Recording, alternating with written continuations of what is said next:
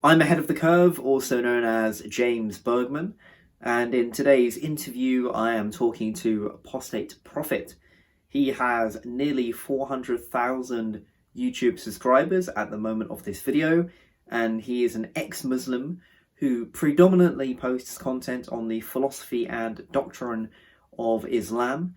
He typically talks about Islam in a sarcastic, humorous, but also factual and fair and rigorous regard. I imagine a large majority of Muslim viewers of this video will not expect much from Apostate Prophet. Some of you may not even be a fan of his, but what I would personally implore the viewers of this video to remember is that we should listen to a person's arguments rather than look at what they do, their style of pronouncing and sharing their views. I would again implore you to watch this video with an open mind, with a critical mind, and perhaps if you have any preconceptions of Apostate Prophet, because he tends to be quite provocative, that is his style. So yeah, give Apostate Prophet a chance if you are not a fan of him, if you're a Muslim and you find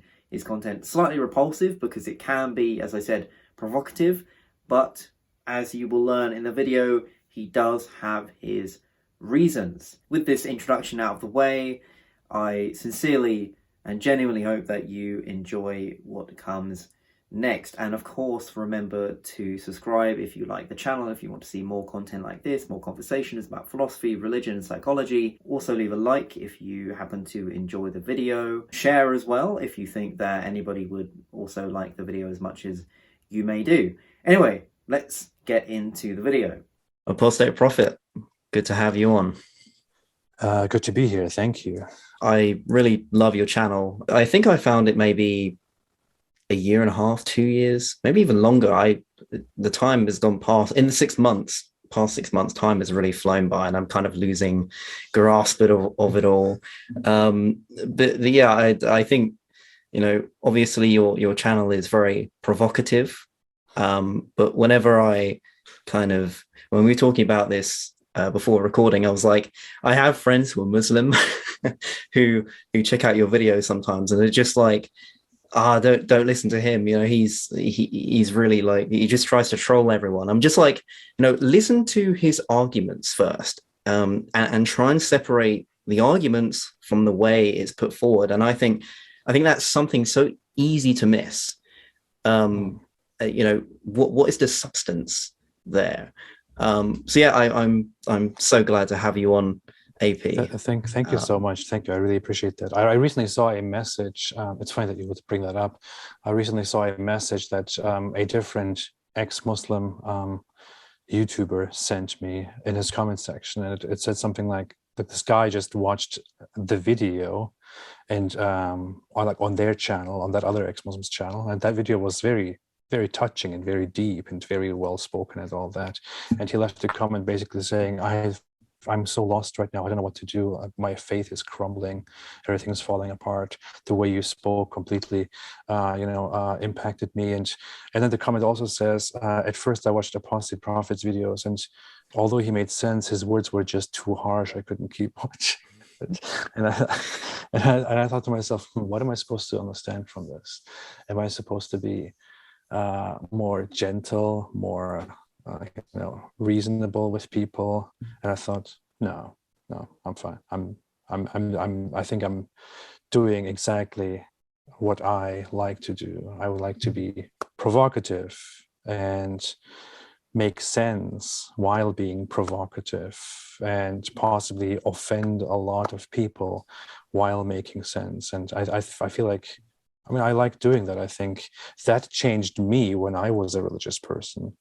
And I would like to change people through provocation and through very blunt, offensive thoughts and words, as long as they're reasonable and as long as they make sense. Because I did want to ask you about that, because on one hand, it puts people off, which can be quite detrimental actually to your message. And on the other hand, it can kind of shake somebody so much that they're forced to kind of hear what you're saying. Mm. Why is it that you feel you have to be so provocative at times, and so, I mean, even to the extent of like trolling? I mean, like what's the motivation there? Is it purely the fact that, as you say, it helps get the message across? Like it makes it, I don't know, out there to listen to, and it can't be forgotten in a sense. If it's so provocative, what's your method? I mean, it has something personal. It is about who I am as a person. This is my most natural state. I like to, when I sit down with friends, when I sit down with somebody whom I have known for decades now, we sit down and we talk about things, and and people just know me as the guy who, I don't know, jokes about everything, like the darkest things, the lightest things, and it's just how I am. It's how I deal with things. I guess that's my personality. That's what I like. So I am just being natural. But on the other hand, it is also from personal experience.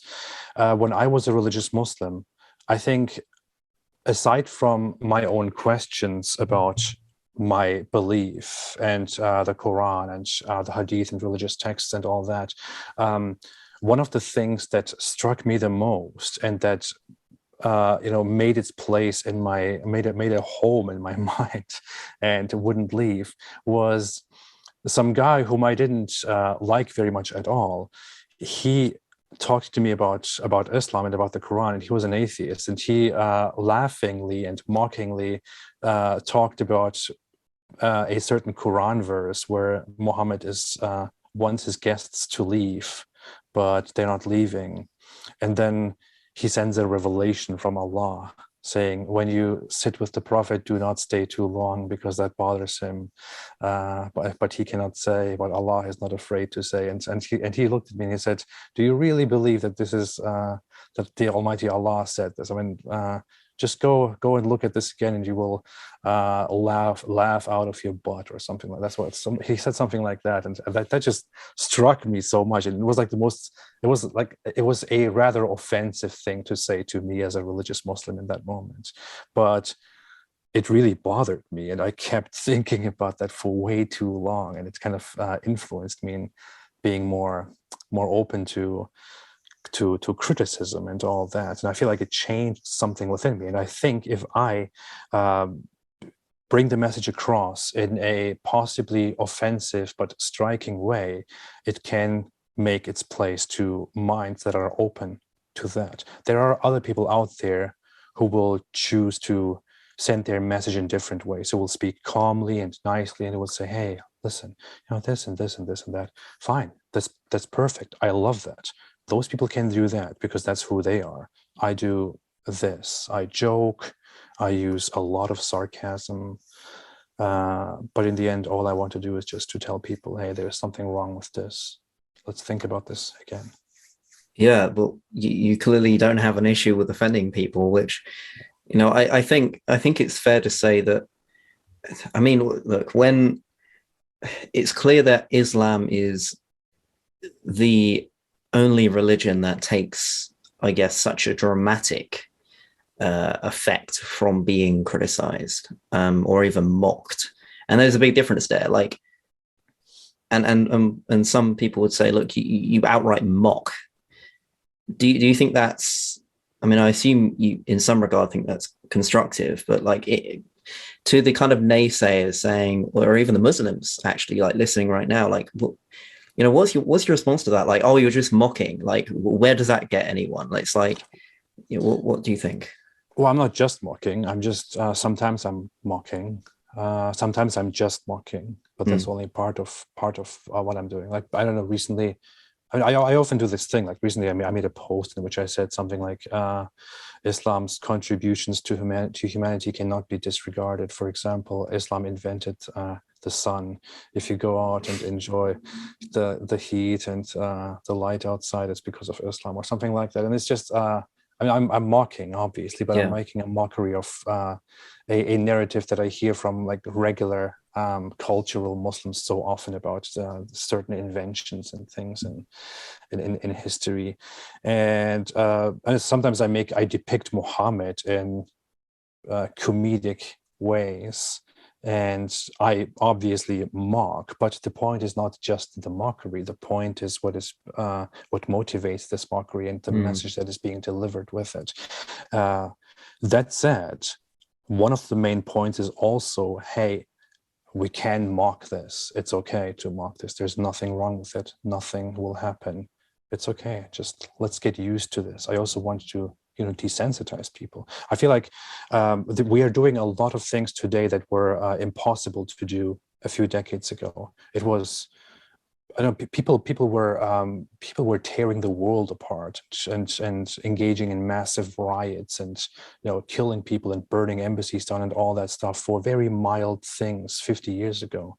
The whole Salman Rushdie affair, the cartoons and all that. And I feel like the more we do these things, the more they become normalized. Right now, I mean, on my channel, there is so much stuff going on that was unthinkable 50 years ago, and that's good. I want to help normalize things. Let's not be so outraged about nothing. I guess that's a good point, because going even further back, if you criticize Christianity at certain times, the same thing would arguably happen to you if you did insult Islam nowadays in some places and circumstances.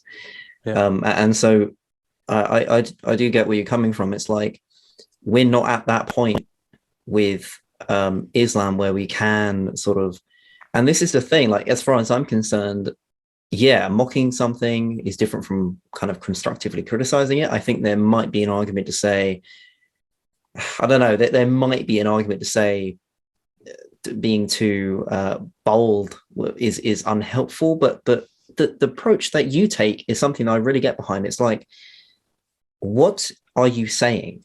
That is what matters. That is what matters. And that's what's lost in translation when, when a Muslim might watch your video. I mean, of course, many do. But what a lot of them are missing, unfortunately, is the point you're actually trying to make about, a prophecy, about Muhammad's life, about apostasy, anything like that. And that's what I think is really important, to separate kind of the appearance of something and the substance of actually the argument. And I think, we can constructively criticize and even mock Christianity and Judaism at this point, but we can't do that with Islam. And the question is, well, where's the exception? Why, maybe, I don't know, maybe a Muslim might even do the same treatment to Christianity as you do to Islam. And then the question is, well, are there double standards? And the answer to that is maybe. Certainly are. So I think that's an interesting thing you say there, like getting to that point of criticizing Islam where it's actually not as controversial. Like it's just like, oh, it's okay to debate, Aisha and Muhammad. Oh, it's okay to suggest that Islam might not be true. Quite a basic thing to posit. Yet even that is in some aspects quite dangerous at times. I mean, Cosmic Skeptic as well. Like he posted a video about Islam that was taken down within like a day and a half.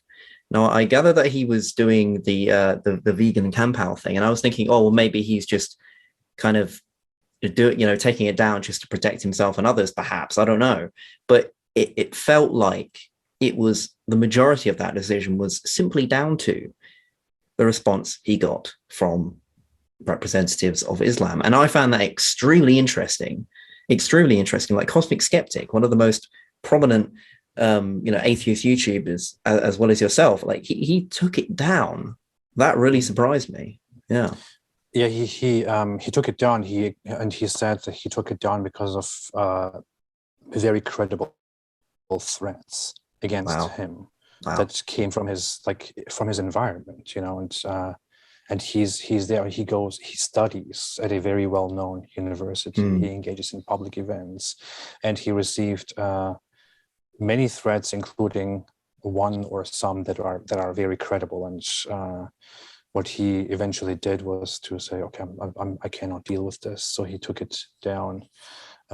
He did not apologize or anything, but he just thought, I just don't want to mess with that. And this is the thing. I would love to live in times where people don't die, where people don't have to be killed, or where people don't fear for their lives because they say something about this religion, or just because they leave this religion. And we can make that possible, that the future will be better, that in the future people will not be afraid of this, people will not be killed like this, but we will not get there by being quiet and by being intimidated, by this religion and by the reactions. We will get there by normalizing the criticism, normalizing the anger, normalizing the source of the anger, and whatever it is. Normalizing the thing that people are angry about. We will get there by doing that. Maybe because of what we are doing right now, in a few decades, people will not have to be afraid at all anymore.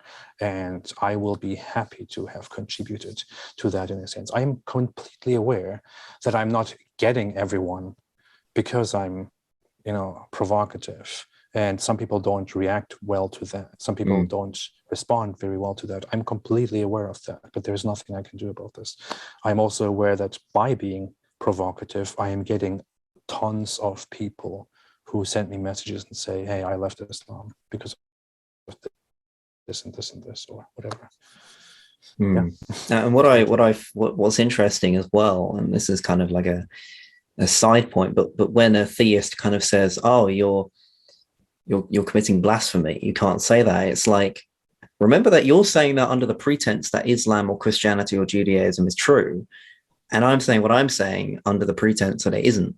So it's not really, for me, it's always kind of a laughable charge to say that's blaspheming. It's like, it is to you, but it isn't to me. So is it really blaspheming? And so it takes two people to believe in blasphemy and then believe in the divinity of the, what the claim surrounds, to be blasphemy in the first place. Yeah, when people tell me that I'm offensive, please give me a break. I lived in the Muslim world. I lived in Turkey. I am aware of the Turkish media, of Turkish religious organizations, and Turkey is the mildest example in the Muslim world in general. The way we are like offending people is a joke compared to what people do over there toward other religions in the name of Islam. I don't know, like every reaction to just Christians doing something is like treated with the deceptive Crusaders did this and this, or stuff like that. So it's like, give me a break. Don't tell me I'm being offensive. Fix your own stuff first. Stop killing people, and then we can talk.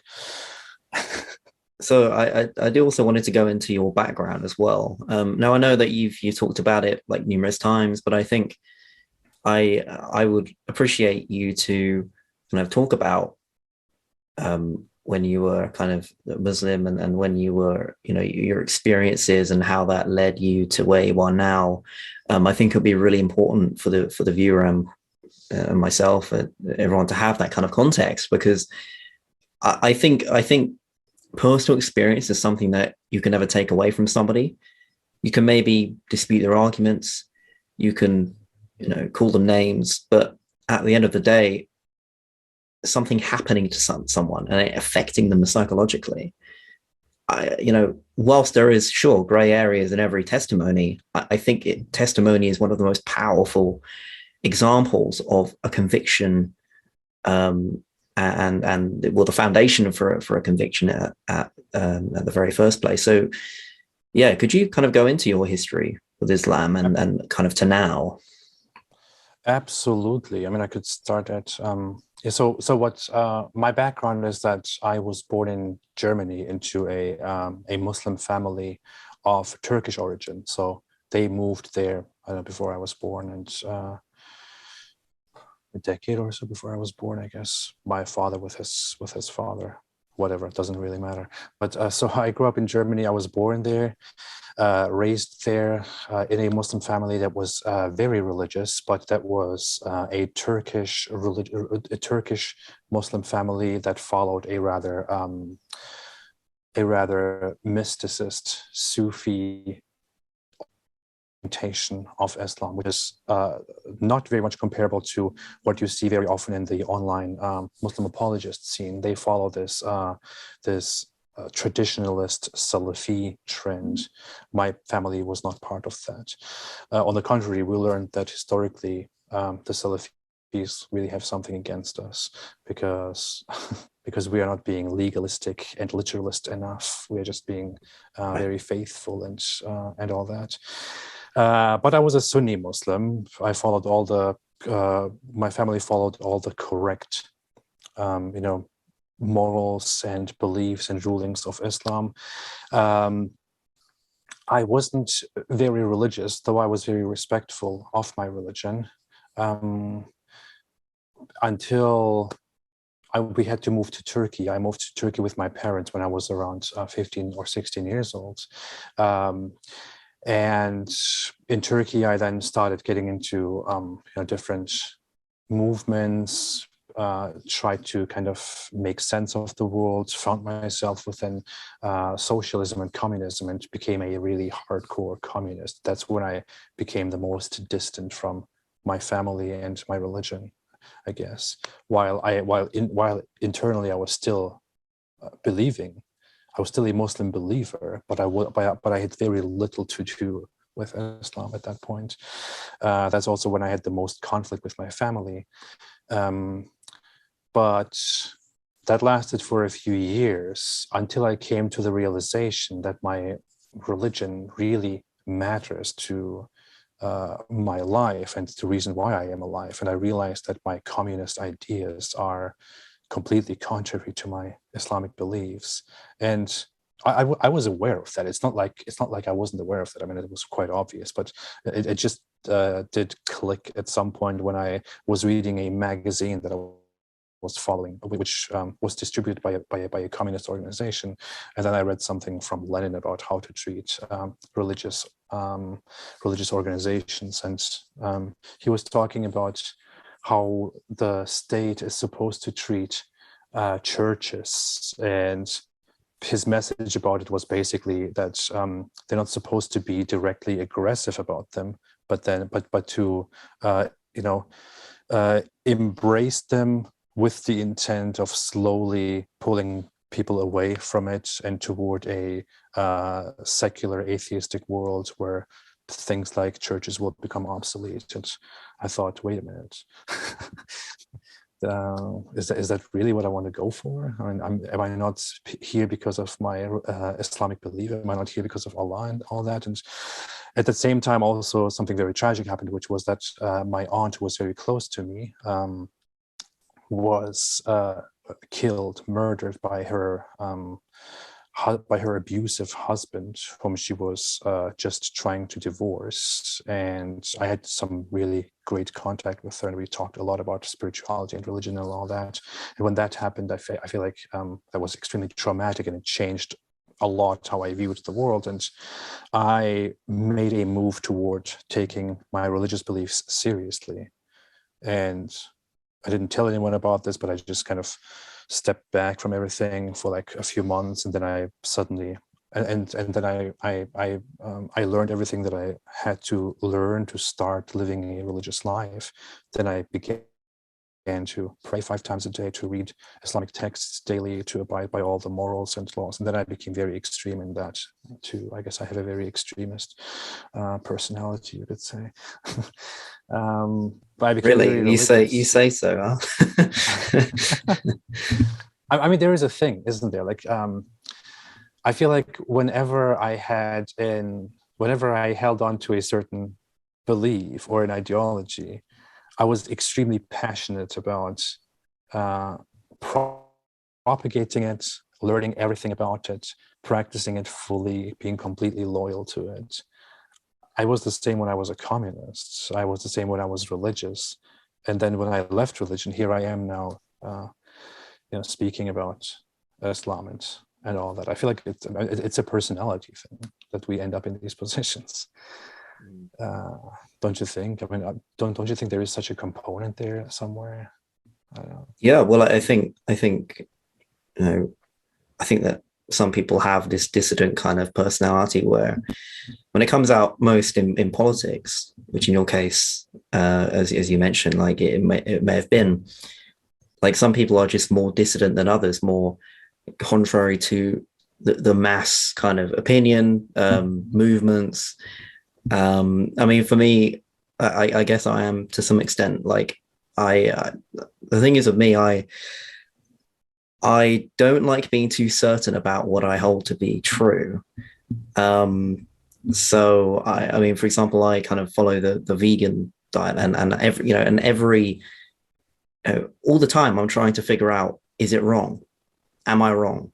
I'm trying to figure out, is my agnostic atheism, is it wrong? Are my arguments for atheism good? Are my arguments against Islam, are they good? And maybe you can kind of relate to me in this aspect. Like, I'm always trying to see if I'm wrong, and my kind of mechanism for that is, and I promise I didn't get this from Jordan Peterson, but it's kind of like to act.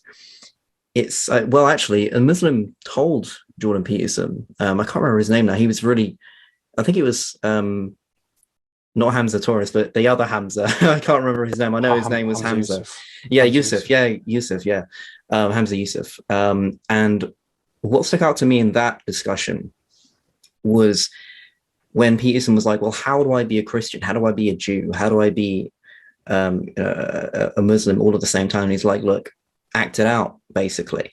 And whilst Peterson is asking that because he's already a religious person, I found, in my position, I found it to be quite interesting because in some ways, and I don't do this fully, but I do like to, whether this is reading the Bible, reading the Quran, watching Islamic debates, watching Christian v. Christian debates, I like to kind of, in some aspect, act it out, like act out, okay, what would I think if I was a Christian? Like, how would I approach this against an atheist?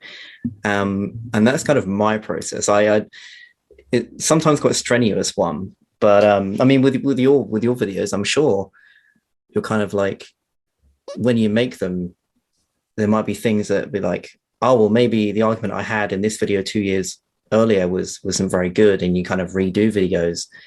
I need to redo quite a lot of my book reviews. Yeah. But I mean, that's kind of the curse of YouTube, isn't it? If you think about it, like what you say is cemented in the past, right? Yeah. I feel like I have a video that is like my most watched video is like 1.6 million views that I made like 2 years ago, and it's about the Kaaba. And the funny thing is, I sat down, I was like, I remember that day, I thought, okay, I don't have much time left. I have like 2 hours or so left before the kids come home, and I have to do other stuff, but I also really need to record a video and publish it tomorrow. So what am I going to do? Okay, Kaaba, let's do this. So I quickly wrote something down, sat down and recorded it, and boom, it's like suddenly the most watched video. But it wasn't even that good. It's like, today I want to really sit down and go through much of that and change a lot of things about it, but it's just there now. It's the most watched video of the channel, which is quite unfortunate. There is one thing that you brought up about Hamza Yusuf in the conversation, which I find very ironic. He speaks about acting it out, but like there was a part, I didn't see the whole thing, I'm still supposed to watch that whole conversation, but he mentions how being a Muslim is like believing in all the prophets and their messages about life, and just going a step further and believing in the Prophet Muhammad and embracing his message and all that, while keeping an open mind. I find it very ironic. Islam does not encourage keeping an open mind. Muslims, if they practice Islam and follow the Islamic teachings, do not keep an open mind, and it's quite obvious. I try to, in every moment, keep an open mind and to always think I could be wrong, about everything. Maybe I'm wrong. I try to always review my beliefs, and I learned this because of my Islamist past, where I was completely hostile toward the questions in my head. The thing is, with Islam, you are simply supposed to listen and to obey whatever is being said. This is directly in the Quran. This is not something that I'm just making up, or that I'm just saying, or that I'm not making a comparison. I'm not saying it is like this. No, it is directly in the Quran. The Quran literally says that those who believe say, when they hear the message, I hear and I obey. That's literally what it says. It also says that you're not supposed to ask questions. If you get the response to them, you will be upset. Muhammad said, don't ask questions, or Allah may, make a ruling about them, and, they'll be bad for you. When somebody came and asked who created Allah, then he gave a response that is very much authentic by Islamic standards, where he said, the devil comes and asks you who created this, who created that, until he comes and says, who created Allah. So when he comes, abstain from such thought and immediately seek refuge in Allah. So he did not say, such a bad question, here's the response. He did not say, no, think this through and seek a good solution, keep an open mind and do this. No, the entire message of Islam is submit to what is being said. Submit to the message and don't question, don't ask questions. Say, I hear and I obey. And if you tell me that this is not what Islam is, then you are basically literally denying the Quran. That's what the Quran commands people to do. And yeah, so it's because of this, I just find it kind of ironic when Muslim figures and scholars and apologists try to, give a different impression or a different message in terms of approaching Islam. Because whenever I might posit the same, a very similar kind of point, normally I'd hear back, hey, look, remember that there are ways to interpret texts like this, and it isn't necessarily what you read as a plain sentence. I mean, you must get that constantly, like, oh, AP, you're misinterpreting it. You haven't studied the Quran properly, which I've heard a lot. And I mean, look, as far as I'm concerned, that might be true. I'm very open. I mean, I have not studied the Quran like a scholar would. I've read it from front to back, and I need to look into it more as a text for sure. But I think there's an element of me that gets behind the idea that maybe this isn't a book that should just be read on the surface level. And what's your response to somebody, a Muslim, who might say that to you, like, oh, you're just not like looking into it? What would you say? I agree. You're not supposed to just read it like that, and that's it. I do agree that you need to, if you want to have an informed opinion on it, you need to study it. You need to study certain contexts of it, because unfortunately the book is not a very good book, the Quran. It's I mean, when you read it, most of the time you have no clue what the hell is going on, because it is extremely repetitive, it is very slow, it jumps from thought to thought. On a single page, it can jump to like 4 different things without any connection between them at all. So you have to always understand, wait a minute, what am I reading right now? What's going on right now? Or didn't I read about this already 4 times in the last 2 hours, because it mentioned the same thing over and over again? So the Quran has such aspects, which is why you need to sit down and to read it and understand the context and get used to its message. But the thing is, I do try to understand the Quran, and I do try to understand and interpret everything within it as it is supposed to be. Whereas the average Muslim scholar or apologist that you talk to their goal when reading the Quran is to interpret it in such a way that it makes sense and that it becomes true. It is impossible for them to conclude that something in it is flawed or false. I mean, just an example. You told me you had a conversation with Hamza Tzortzis, and that really made me interested. And I thought, oh, well, funny, I need to check that out. So I watched bits and pieces of it. And I watched one part where he talks about whether Jesus died on the cross or not. And he says something very interesting there. He says that while taking the historical aspects and historical records and proofs and all that into consideration, his approach is different. In his epistemology, what is also important is the fact that the Quran is true, and that it came from the Almighty, all-knowing God, which is why it has superiority over the historical evidence. So even when there is no proper historical evidence that Jesus was actually not crucified and killed on the cross, but that it was somebody else, what he does is to accept that it didn't happen, that Jesus was not killed, that somebody else was instead killed instead of him, because the Quran says so. That's it.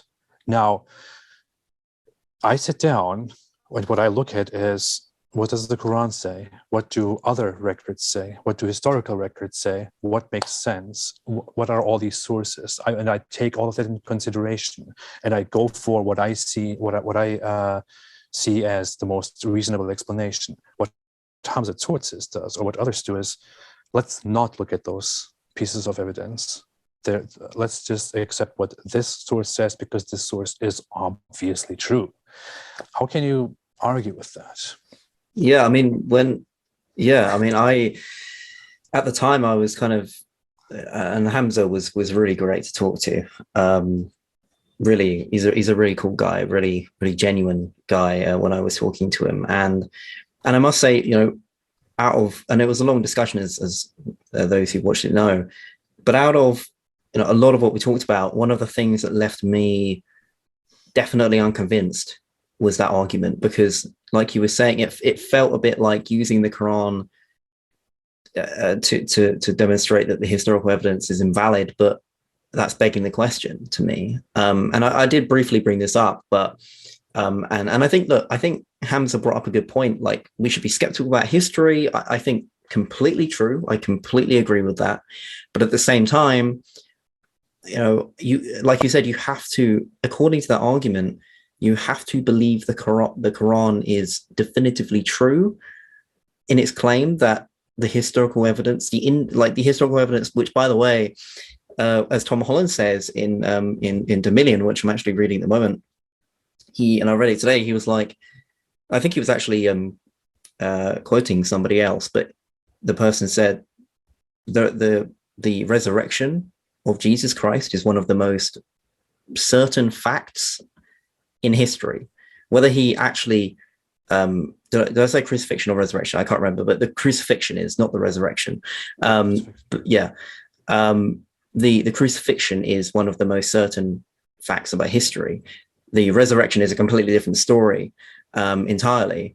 But what I find jarring about the Islamic perspective on this is, even atheists, even secular scholars, and I mentioned this to Hamza as well briefly, it's like even secular scholars are completely cool with the historical pretty much fact at this point that Jesus was actually crucified and he actually died, both of which Muslims don't believe. And according to what? Well, according to the authority of the Quran. And it's just begging the question to me. And that's something that I just can't get over at the moment. I haven't heard an argument that doesn't rely on the Quran. What I want is, because what Christianity has on its side is history. At the very least, what it has on its side is history, you could argue, because at least the sources for Jesus's crucifixion, at least it isn't just the Bible saying, trust me, bro. And actually, secular scholars even agree that happened. So I find it very, very difficult to even consider how Muslims kind of justify that. It feels very strange to me. I'm not convinced. Here's the thing. So even Bart Ehrman, who is like one of the most he's very firm in his argument that Christianity is not true, that Jesus was not resurrected, and so on. He says that if you know one thing about Jesus at all from history, it is that he was crucified. That there was a guy named Jesus who was crucified. We don't know anything. We don't know much about him. Now, separating that from what Bart Ehrman said, we don't know very much about him aside from the biblical, the Christian source. But if there is one thing that we can trust, it is that Jesus was crucified. Now, here is the thing. You could still say, okay, historically, it is known that Jesus was crucified, and what Islam says is that somebody was crucified that day, and people thought it was Jesus. That is still okay. That's still compatible with history, because what the Quran says is not nobody was crucified that day, or nobody thought Jesus was crucified. This is completely made up. No, it says somebody was crucified, and people thought it was Jesus, but it wasn't Jesus. Somebody else was made to appear like him, and Jesus was raised to heaven by Allah. You could still say this is okay with the historical information that we have. The information, the issue is, the problem is that there is no reason to believe the Quran's assertion that people only thought Jesus was crucified and that it wasn't Jesus, that it was somebody else. The Quran suddenly comes out 600 years later, 600 years after the fact, and says, hey guys, you know what? When Jesus was crucified, that wasn't actually real. People only thought he was crucified. It was actually somebody else. I mean, are you kidding me? People believe in, people see it, people believe in it, people create a major religious movement out of it, which becomes the largest religion in the world and dominates the world. And then you come out and say, hey guys, that, by the way, was not real. I know, everyone knows Jesus was crucified, but that's just what you think. It's not true. But here's the thing. Why does Islam make that point to begin with? When you go into the past and look at such a perspective, such a response to the crucifixion of Jesus, the idea that he was not really killed and that somebody else was killed instead of him is not something that began with Islam. It is something that began with Gnostic heresies within Christianity that began centuries after Christianity. They are ruled by scholars to be fabrications, to be legends, to be tales, because the first sources that say such things come centuries after the Christian message is out, and they come from Gnostic Christians and from others who create such a notion, because what they think is Jesus was not a human. There is nothing human about him. He was a divine being, or he was a spiritual being. He was outside of this world. He had nothing to do with the human flesh, because the human flesh is dirty, it's filthy. The world is filthy. He was above this. So it is impossible for Jesus to die, to be killed, or to suffer, or anything like that, or to bleed even. Which is why when people wanted to crucify him, what happened is that Jesus made an identity switch, and somebody else was put there instead of him, and Jesus was just at the side, and he was just observing the situation. And this is found in certain in Gnostic writings, in at least two of those. And here's the issue. Now, Islam adopts this idea, possibly from heretical Christians who are not accepted in the Christian world, but it doesn't understand why it adopts this idea. Those people adopted this idea because they said, Jesus is certainly not a human. He is above this. He is God, or he is divine, or he is a spirit, and so on. He cannot die. Now, Islam comes and adopts the same message, and also propagates that and says, you know what, Jesus wasn't killed, he didn't die. It was actually somebody else. But why? What's the point? What's the reason? Islam says, the Quran says, that he was merely a human. He was merely a prophet. and prophets die according to the same Quran. They are killed, they are harmed, and so on. So why was Jesus not crucified? Why is it so controversial, so problematic for Islam that Jesus would be crucified? It simply does not make sense. It adopts a message that heresies create because they believe Jesus is divine, but then it also completely opposes the idea that Jesus is divine and says, no, he was just a human. If he was just a human, then why wasn't he killed? It's just, it's not, it doesn't really make sense. You know, yeah, and I'm just wondering, like, okay, surely there was a better excuse than saying he didn't die, he wasn't crucified. Like, I'm just thinking, I don't know, maybe the Muslim could be like, okay, well, let's say this is true. Why would they arguably be so, like, I don't know, be so naive to make up this story that virtually not that many people who aren't already believing in the Quran believe? Like were they just unaware of how unconvincing it was? Well, I mean, what seems plausible is that when you look at the Quran, there are a lot of ideas and messages in it that may be taken from different folk tales and from different people in the environment that are, you know, of Christian origin or of different origins. Christian ideas were, initially when Christianity began, it started with as an oral tradition that spread quite rapidly to environments.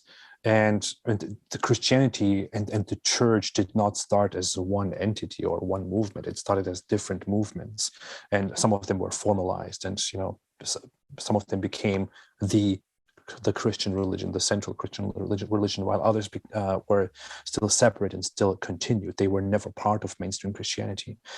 Some of them went to distant places like Arabia, which is not very distant from the origin of Christianity, and continued having different Christian ideas. And it's entirely possible that heretical Christians who were not accepted within the Roman, you know, Christian realm were in Arabia and spread messages like Gnosticism, which made its way to the Quran or to Muhammad, who did not really understand what is going on. And that's the thing. That's how a message is adopted without understanding it and then propagated. And one thing that you can also say is the virgin birth. Like in Christianity, you believe that Jesus was born of a virgin, right? Mary was a virgin, Jesus was born. And what's the point of the virgin birth? The point of the virgin birth is quite obvious within Christianity. It is that Jesus is not a regular human from a regular human father. No, his father is not from this world. His father is not a human. His father is out of this world. It's God. That's why he is seen as the Son of God. He's the only human ever who comes into the world as a from a virgin and is thereby considered the Son of God. And this is not just something that starts with Christianity. This is something that can be found in different cultures and different religions around the world, especially in the Greek realms as well, where people who are considered the son of a divine being are born of a virgin. You know, that God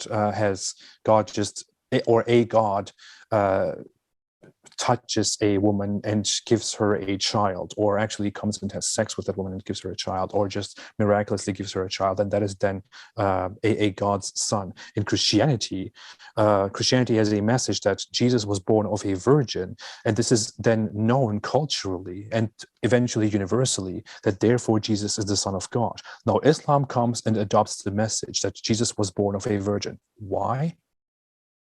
No idea. It's just a miracle. Why is it a miracle? No idea. That's just what Allah decided to do.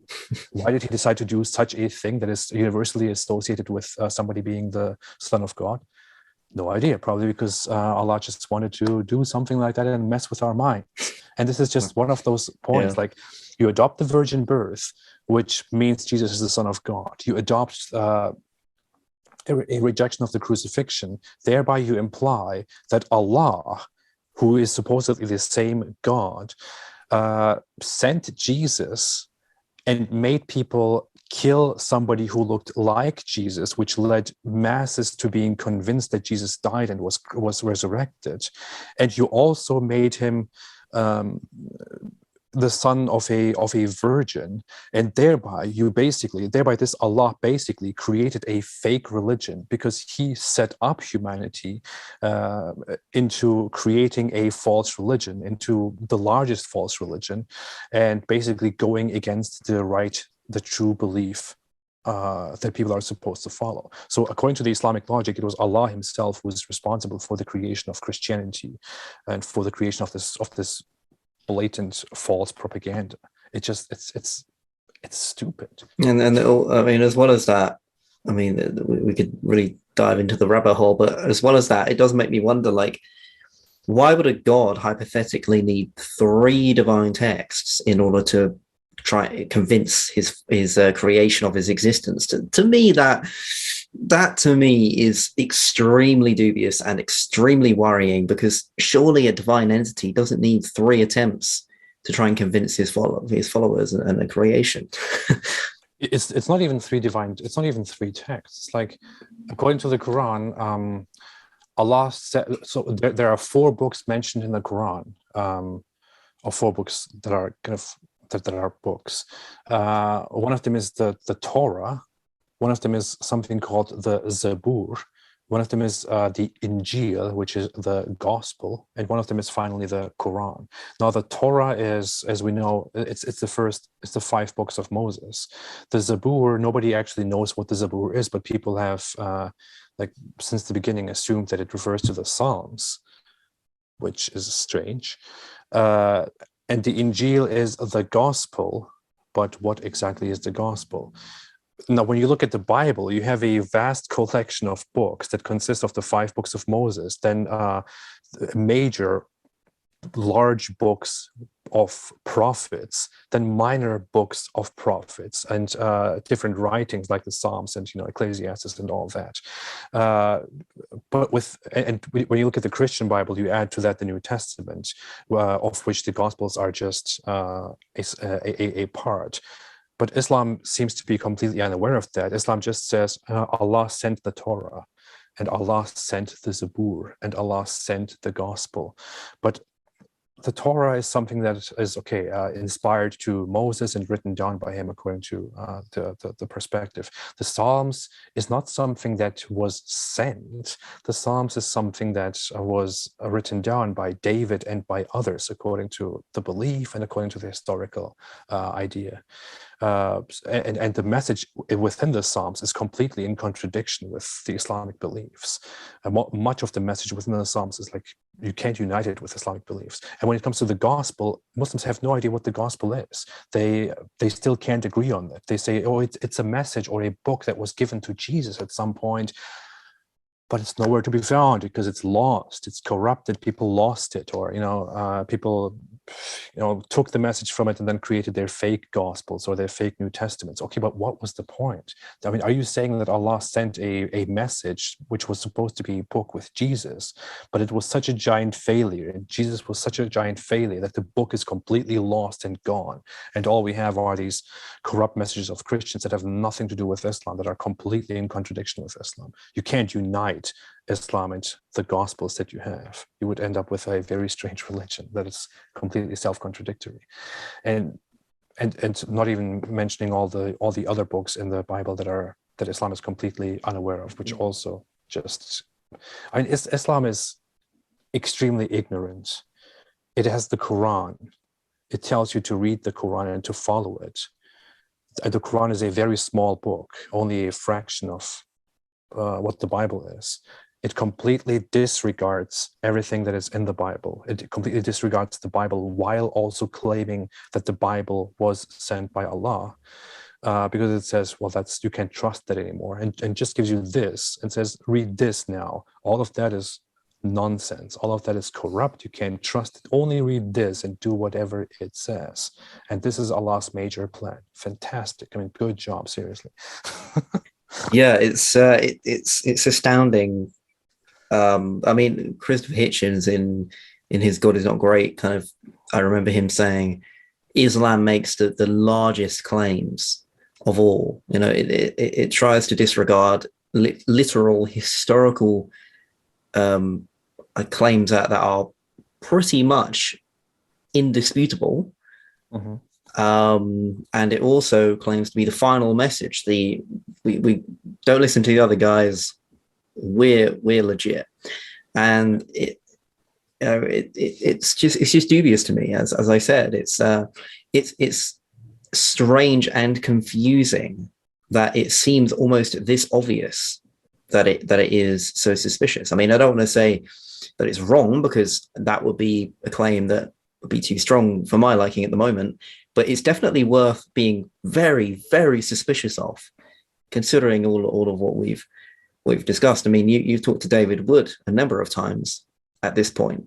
And can you explain to me, because I've looked a bit into this, but I would, for me and the audience, what do Muslims mean, by your opinion, that the Bible is corrupted? Like, what is that entire argument, and what would, because you've talked to David Wood, and I'm wondering what he said to that, and because obviously you're an atheist, you don't believe in Christianity.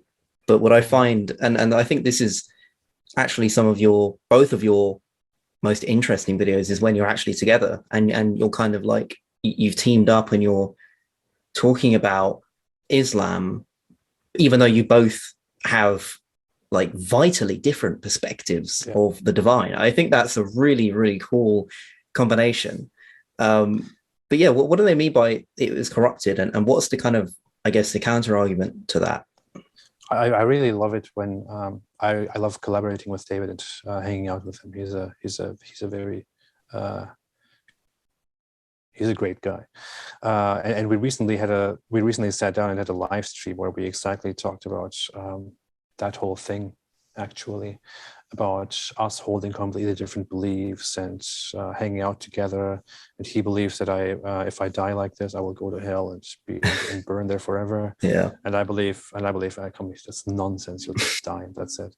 And we sat down and actually talked about that, like in front of the camera. People act like this is something that we don't want to talk about, and we don't want to mention it, and it's like, don't bring this up and all that. No, it's we were sitting there, and we were talking about, and he clearly said, I mean, I believe if AP doesn't believe in Jesus, then he will go to hell. I mean, that's what's going to happen. Yeah.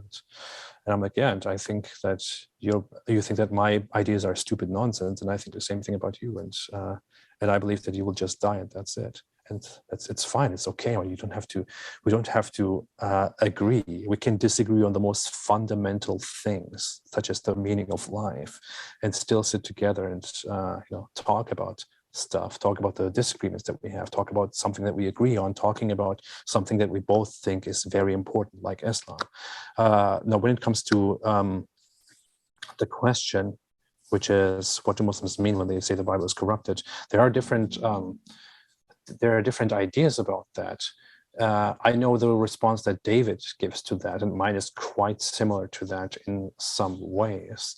But so what Muslims mean today is literally that Allah sent messages, and that people somehow, through their own because of their own desires and their own gains and all that, ended up corrupting the message, whether it is deliberately, sitting down and altering the text or the message, or whether it is, over time, just getting things wrong and interpreting them as they wish because they rely so much on their own desires.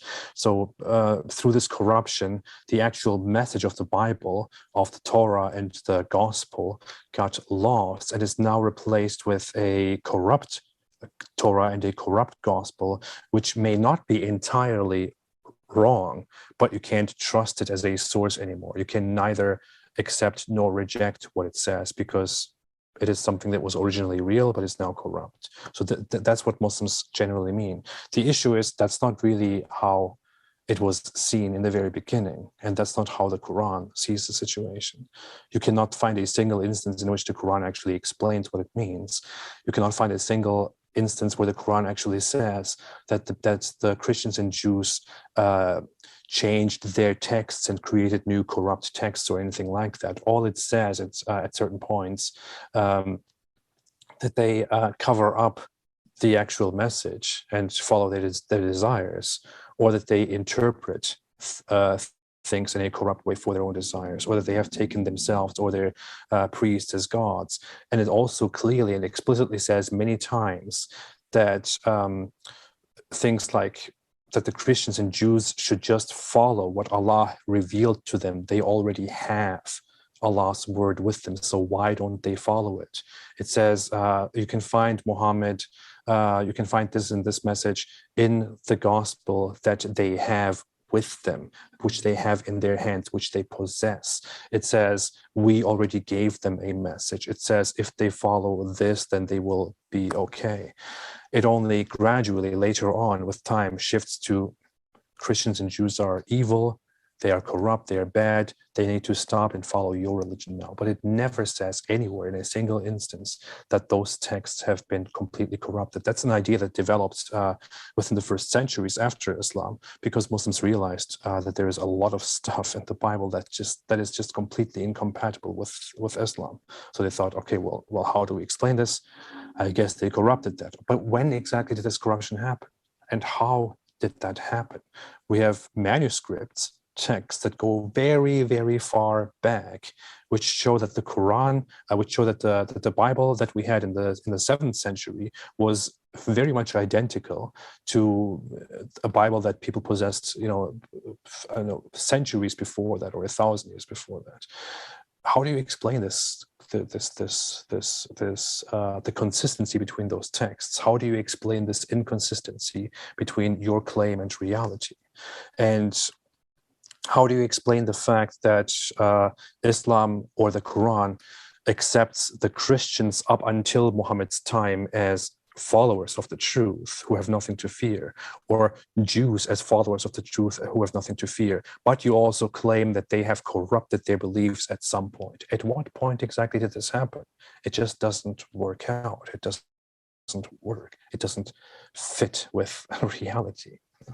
Yeah, I mean, the common, atheists say the same. In fairness, it's like, I guess one of them is how deeply can we trust the Gospels and the validity of prophecies and so on.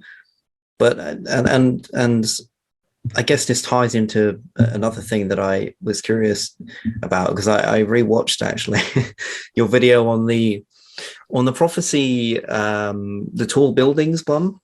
I rewatched that, and that was quite amusing actually. And I'm interested to hear like an elaboration of prophecies from you, because I've come across many Muslim friends who kind of say to me, but look at the text and look at its prophecies. Like surely they can't just come up with that.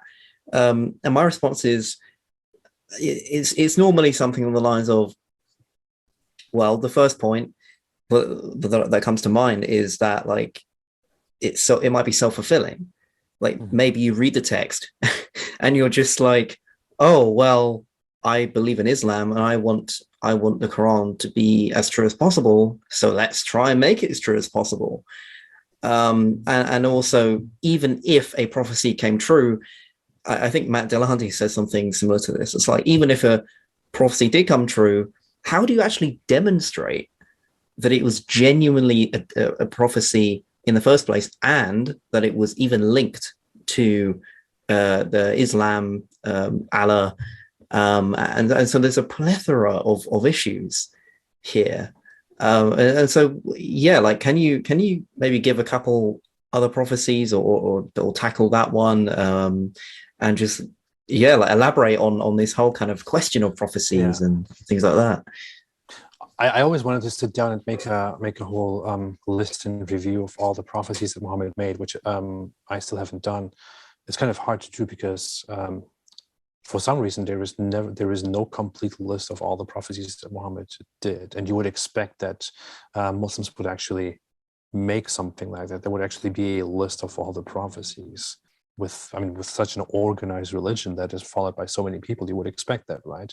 Unfortunately, there is no such thing for different reasons. Reason number one is that he made a lot of prophecies that sound pretty weird and that cannot be fulfilled and that were never fulfilled, that are completely invalid nowadays. And if you put them down like that, you will have to make an explanation to that, which is of course hard. They usually disregard certain prophecies that don't really make sense. The other reason is that you basically cherry pick what you see as a prophecy and what you don't. It's basically what you just said. Some things are not really meant to be prophecies. They're just things that are being said, but you are like, oh, look, this is a prophecy and it was fulfilled today. It's being fulfilled right now, actually. There are so many prophecies that Muhammad made, which Muslims share online and on the street in circles, which they say are prophecies that are coming true right now. And this has been going on forever. This is not something new. When I was a child, I heard the same things. Like, look, this is happening right now. Yesterday, this happened over there somewhere in the world. And this was prophesied in the Quran, or this was prophesied in the hadiths. And the same thing, you can find that today. Something happens in Iceland, and they say, look, this was prophesied by Muhammad. I know, I remember that whole cloud coming from a volcano in Iceland. That's what my mind is going to right now. And that was interpreted by many Muslims as a fulfillment of a prophecy. The funny thing is, when you look at the Islamic sources, when you look at the hadiths themselves, you will find contemporaries of Muhammad saying that some of the prophecies, of the major prophecies of the coming of the end of time, have already been fulfilled. And these are supposed to be the last prophecies that come before the last hour. There are certain hadiths which clearly say that the smokes, or smokes arising and covering a vast area, is a prophecy that has already been fulfilled. And that is a prophecy that is supposed to be one of the final prophecies which come immediately before the last hour. According to some of Muhammad's companions, that happened in the 7th century. Where are we right now? So when it comes to the whole tall building prophecy, that is, for example, one that Muslims propagate very often nowadays, because they say, look, we have skyscrapers, we have tall buildings in Dubai and in Saudi Arabia and this and that. And Muhammad said, according to these reports, that the hour will not come until until shepherds, barefooted, destitute shepherds, will compete in the construction of tall buildings.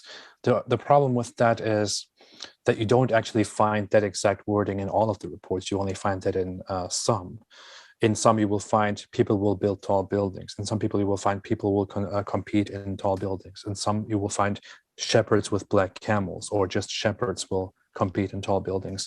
In others, you find destitute shepherds. In some, you find destitute shepherds will rule the world and people will compete in tall buildings. So you find these different reports which are not entirely consistent, but people just pick one of those reports and they say, look, Muhammad said barefooted destitute shepherds will compete in the construction of tall buildings, and what's happening today in the desert in Saudi Arabia or in Dubai, people who are barefooted and who wear sandals and walk in the desert and usually don't have much, or didn't have much back then, are now building tall buildings. Is that really what it says, though? It's not really what it says, isn't it? Is it? I mean, it says barefooted destitute shepherds will build tall buildings. According to many Muslim scholars, this is something that was fulfilled back in Muhammad's time.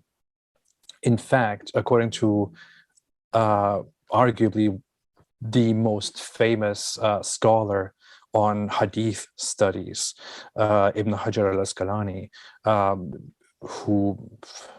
when was he alive? Damn, I forgot the time. 14th century, 15th century, whatever. He said that this is a prophecy that came true in Muhammad's time, but here we are, people saying today in the 21st century that this is coming true right now. That's the problem. People take words that Muhammad said and do whatever they want with them.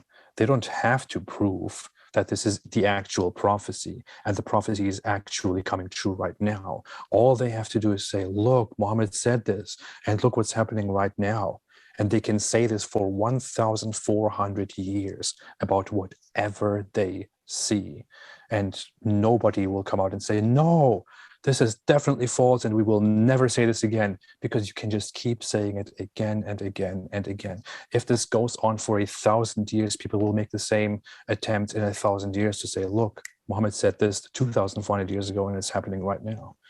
This is just how it works. And while doing this, they also completely disregard some very absurdities, like stuff like before the end, you will fight the Romans and you will defeat the Romans, and then you will conquer this, and then you will conquer Constantinople, and then you will get Jerusalem, and then the Dajjal will come, and then the end will come, and so on. Where are the Romans? The Romans are gone long time ago. But when you ask them now, they say, well, the Romans is just a reference to Western people. Oh, right. Yeah. Wow, fantastic. You got me there. Yeah, the thing is with these, and this is what they are, the subjective, entirely subjective statements, prophecies, and it's suspiciously as if they knew this was going to be questioned, but they also knew that anything like a statement such as that, like, can be twisted in a number of different ways. And yes, some are far more specific than others, because you could kind of claim that, oh, all of them are vague. I mean, I guess so. Some are more vague than others. But the central thing for me is, oh, you got me again? Hello?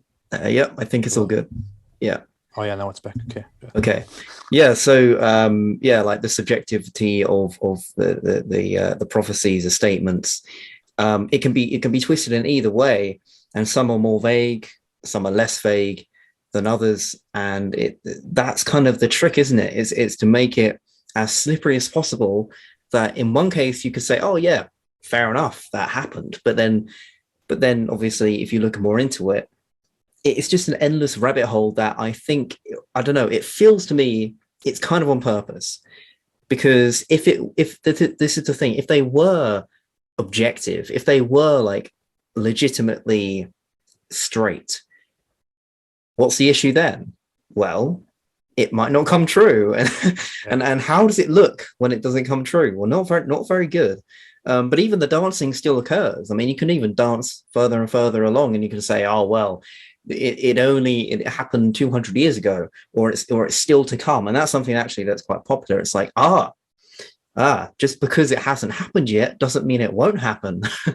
And again, like, to me, it's just really, it's like there's a divine, this is again someone convincing it for me. It's like a divine entity really is using these methodologies.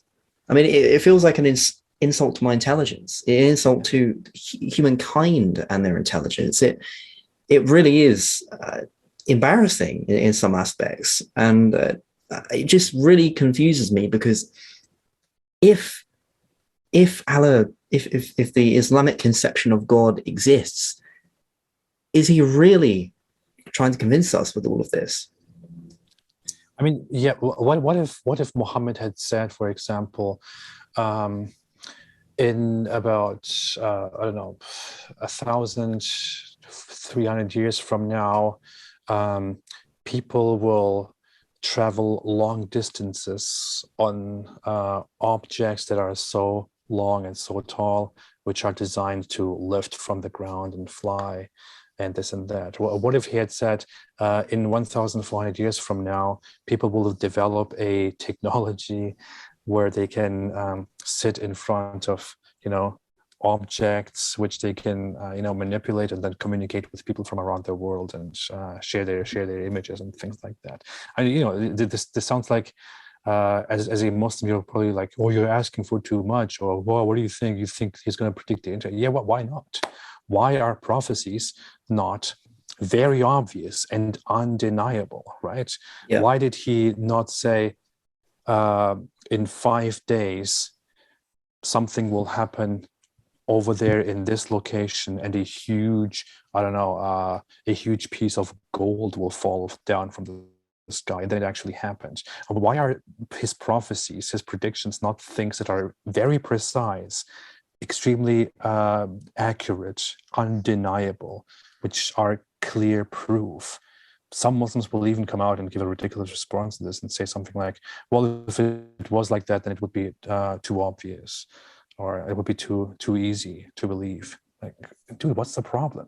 What is the point of miracles? What is the entire point of these prophecies, of these predictions? The point, to me, as it seems, is just for you to hold on to something which is so vague, which you can bend as you wish in order to affirm or reaffirm your already held biases, which you have acquired by faith, mostly by being born into this faith and being indoctrinated with it. That's all the purpose that it serves. And when you don't look at those prophecies as actual prophecies that actually happen, so when you don't have that bias, they are not convincing at all. On the contrary, they are often very ludicrous. This is what we are facing. Why is it not all more obvious? You know, and I'm saying,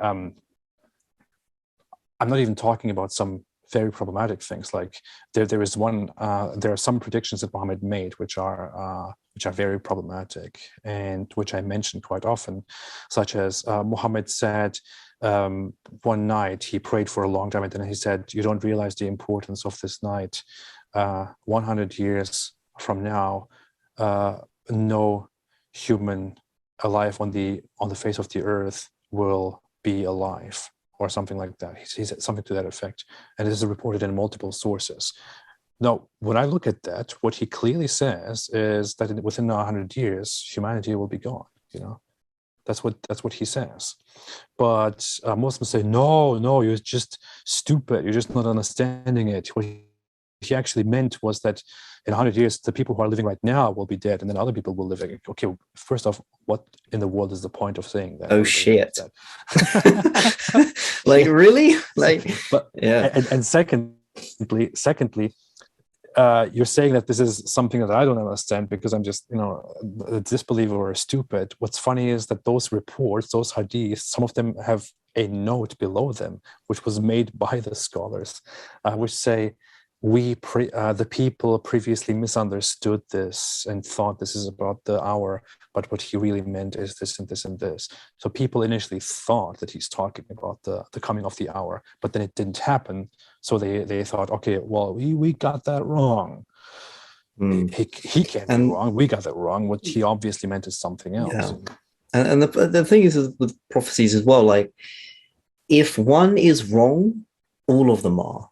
Because to say that a divine prophecy, even one, is wrong, is to confirm that God was wrong, and i.e. to demolish the entire idea to begin with. I want to be a bit of a devil's advocate and ask you more about prophecies. Like, what do you think would convince you? Because you've already said, like, I don't know if this would personally convince you, but okay, let's go back to the bricks of gold example that you brought up. So I was thinking, and I really like Matt Dillahunty on I think he did one episode. I think he did, one call-in show on YouTube where it was dedicated to prophecies, I think. And I really found that interesting. But I was left kind of in conflict, because I was like, okay, look, we can dismiss his prophecies and say it could be better, but what would genuinely convince you? And Matt Dillahunty is kind of the opinion, from what I remember, is, well, you can't ever demonstrate a prophecy is genuinely divine. I'm wondering if you think the same, because you mentioned the gold bricks falling, and I was like, yeah, I mean, fair enough. But at the same time, let's say that happened 200 years ago. That's the problem. And we have historical documents saying that. Would you personally say, yeah, fair enough? Or would you be like, I don't know, I kind of doubt the documents? Because I know I would. I would be like, yeah, do I really want to trust people from 200 years ago and just their eyewitness testimonies? I guess evidence can have severities to it, like, fair enough. Like, it could be a mass observation. But even then, you could even go quite far and say, hey, look, even if something's videoed, it was tampered with.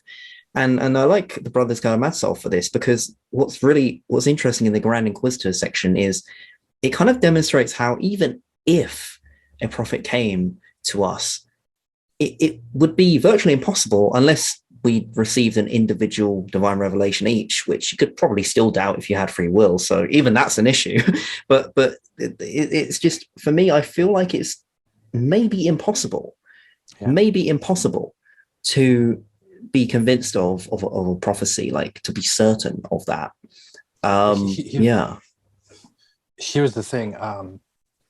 When people usually ask me what would convince me of that there is a God or something, or that there is something spiritual, what I say is, I made up this dumb thing where I say, if somebody who we know for certain is missing a leg, and we have medical records and all that, if that guy goes onto a public square and makes a major broadcast and prays, and we then see that a leg suddenly descends from the sky and comes and magically attaches itself to that guy's leg, and he can suddenly walk, then I would think, wow, okay, something really messed up is going on here, and I was wrong. It's obviously there is something more to this. Now what's going on?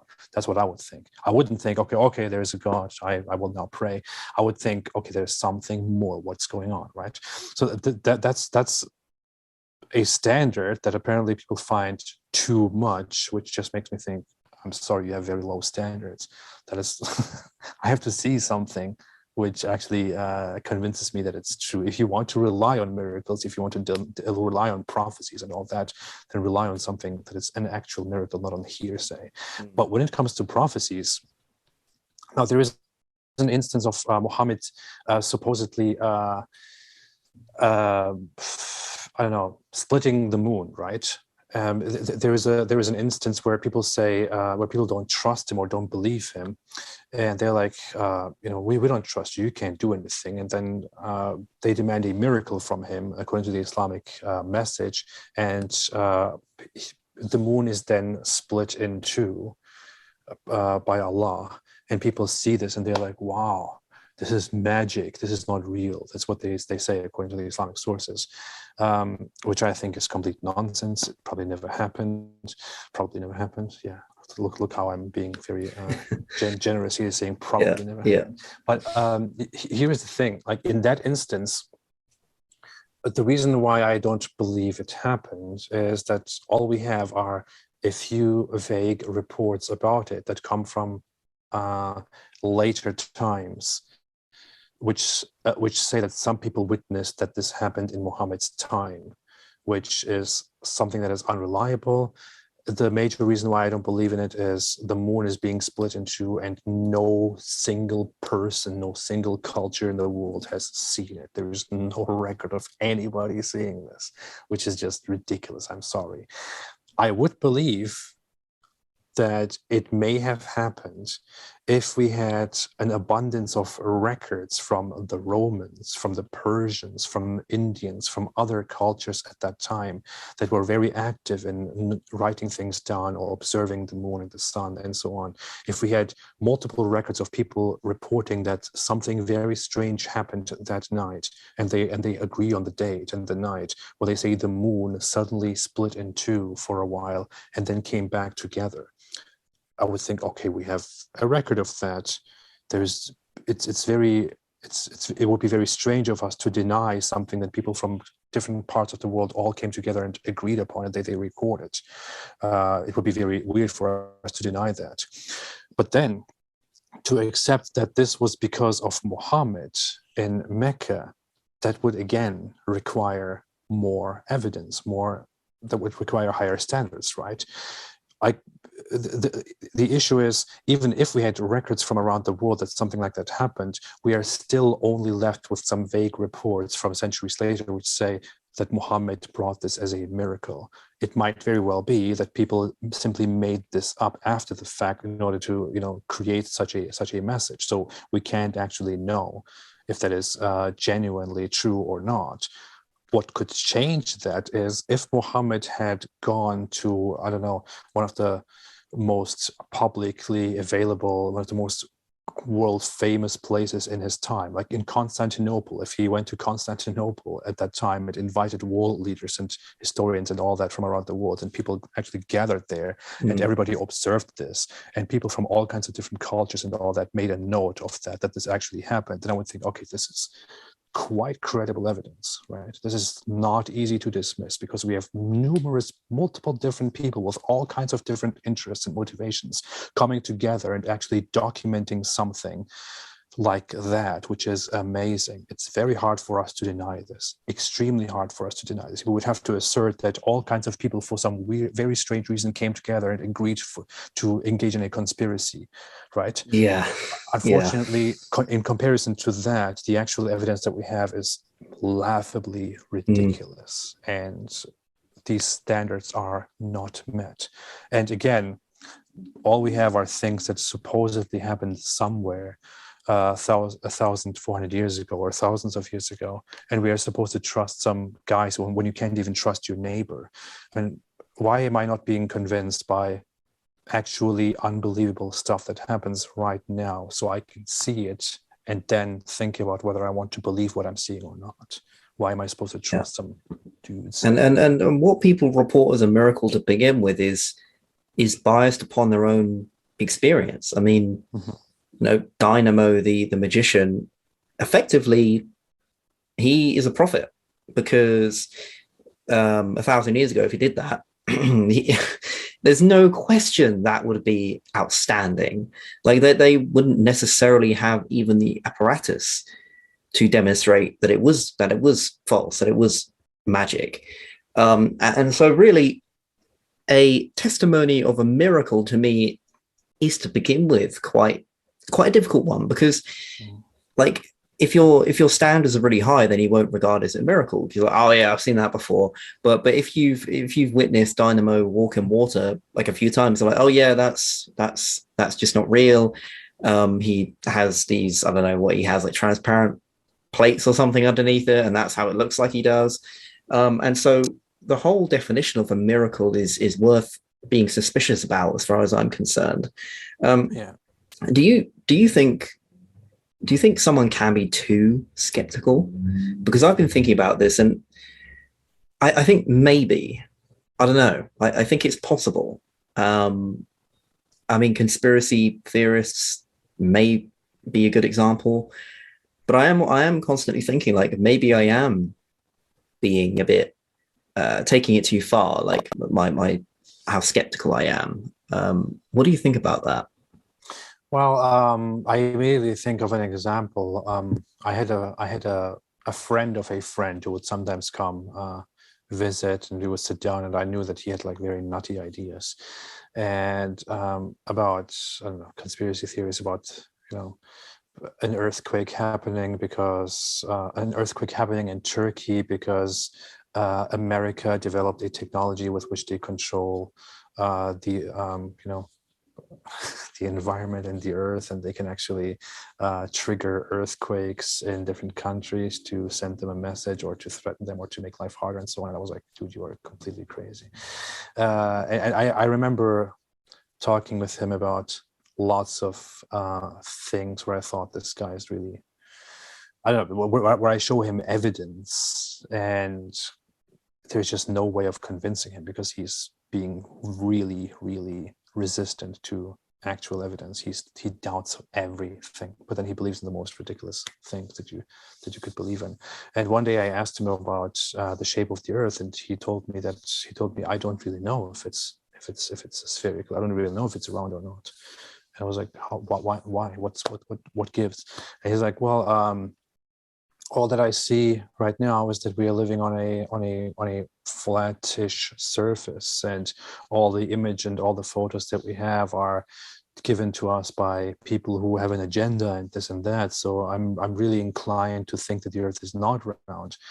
And I told him, okay, how about we engage in a project together?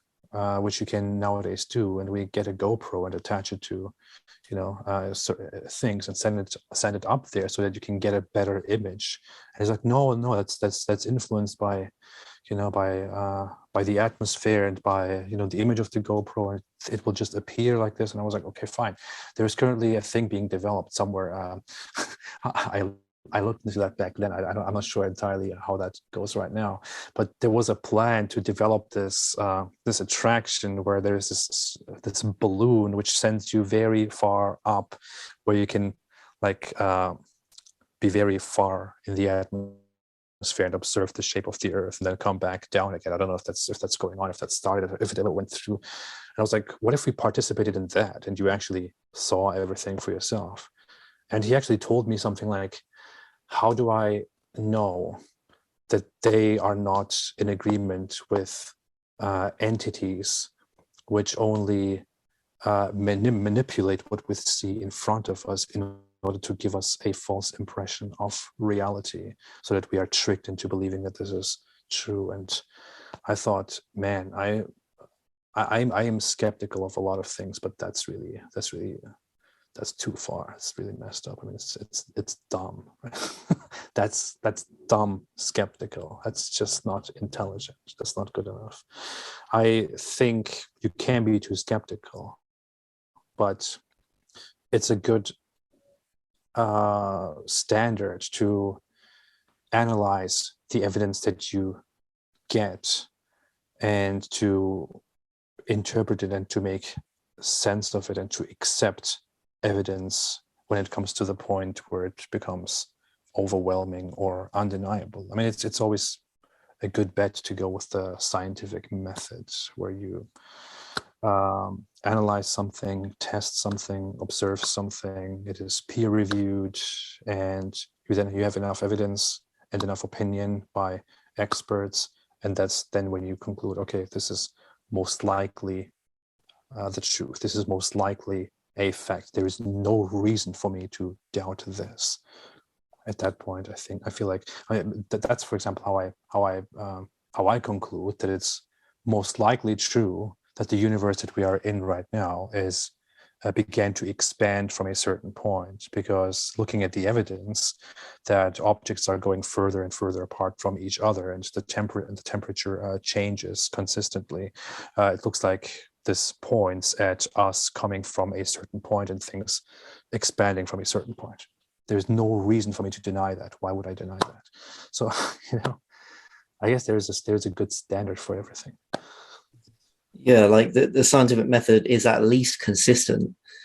And one quote that I like thinking about is actually by Richard Dawkins. I can't remember which book it was, but he's got a quote. I don't know I think it originated with him, but he said, by all means, let's be open-minded, but let's not be so open-minded that our brains fall out.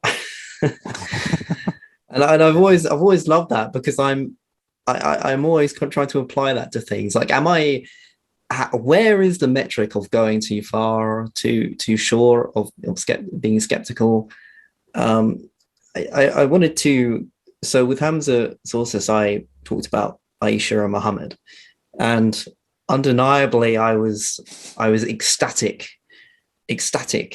to talk to you about this, because it's a big topic, right?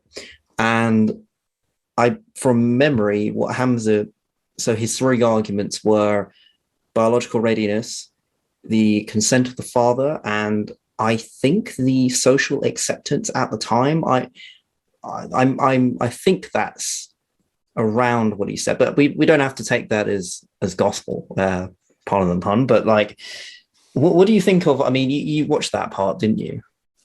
I didn't watch the whole thing, honestly. Okay, I don't exactly. So yeah, so we can just go from like the general arguments that are for Muhammad and Aisha's relationship, that is least said to be tumultuous at the very basic level. I will just give my perspective on the issue. Many people think, for example, when I sit down and I talk about Muhammad marrying a 6-year-old girl and consummating the marriage according to the report when she was 9, which, by the way, corresponds with Muhammad being over 50 years old at that time. It's not like we're talking about some, a teenager or a child marrying somebody of a similar age. We're talking about a 50-something-year-old man who is already married, taking a 6-year-old girl as wife and then taking her to bed when she is 9. Which, think about it, put it into your head, let it go through there, imagine it, picture it. I don't know what you want to do with it, but yeah, that is what we're talking about. And the issue is, often people say, oh, this is something that happened in a different time, in a different environment. What are you talking about this? Who are you to judge? How do you know that this wasn't normal back then? Well, it doesn't really matter to me if it was normal back then or not. It doesn't really matter to me whether that is in the past or in a different environment or not. That's not the point at all. I don't care. If it was just a random incident of somebody 1,400 years ago somewhere in the world marrying a little child, all I would think today is, well, that's messed up, but whatever. What am I supposed to say about it? What am I supposed to do about it? It's just how things were back then. Things were a lot worse back then. There was a lot of terrible slavery and a lot of terrible reasons to kill each other back then. There were lots of terrible standards back then. I don't care. Things were different. Times are over. Let's look at now. That's what I would say. So I don't really care about it because it's happened. What I care about is that Islam is a religion that originates with Muhammad as a central religious figure who is supposed to be the absolute moral guide for all humanity according to the Quran, guided at all times by Allah. Muslims are supposed to take him as an authoritative figure and imitate his morals and follow him. All he does is right. And people try to interpret him as an example in every regard for every human who lives today, which is how they, how they view his behavior in his life in general. When it comes to his marriage to a little child at the age of 6, whom he takes to bed at the age of 9, well, that's what I look at. I look at the supposed perfect moral example for all humankind, marrying a 6-year-old girl and taking her to bed at 9.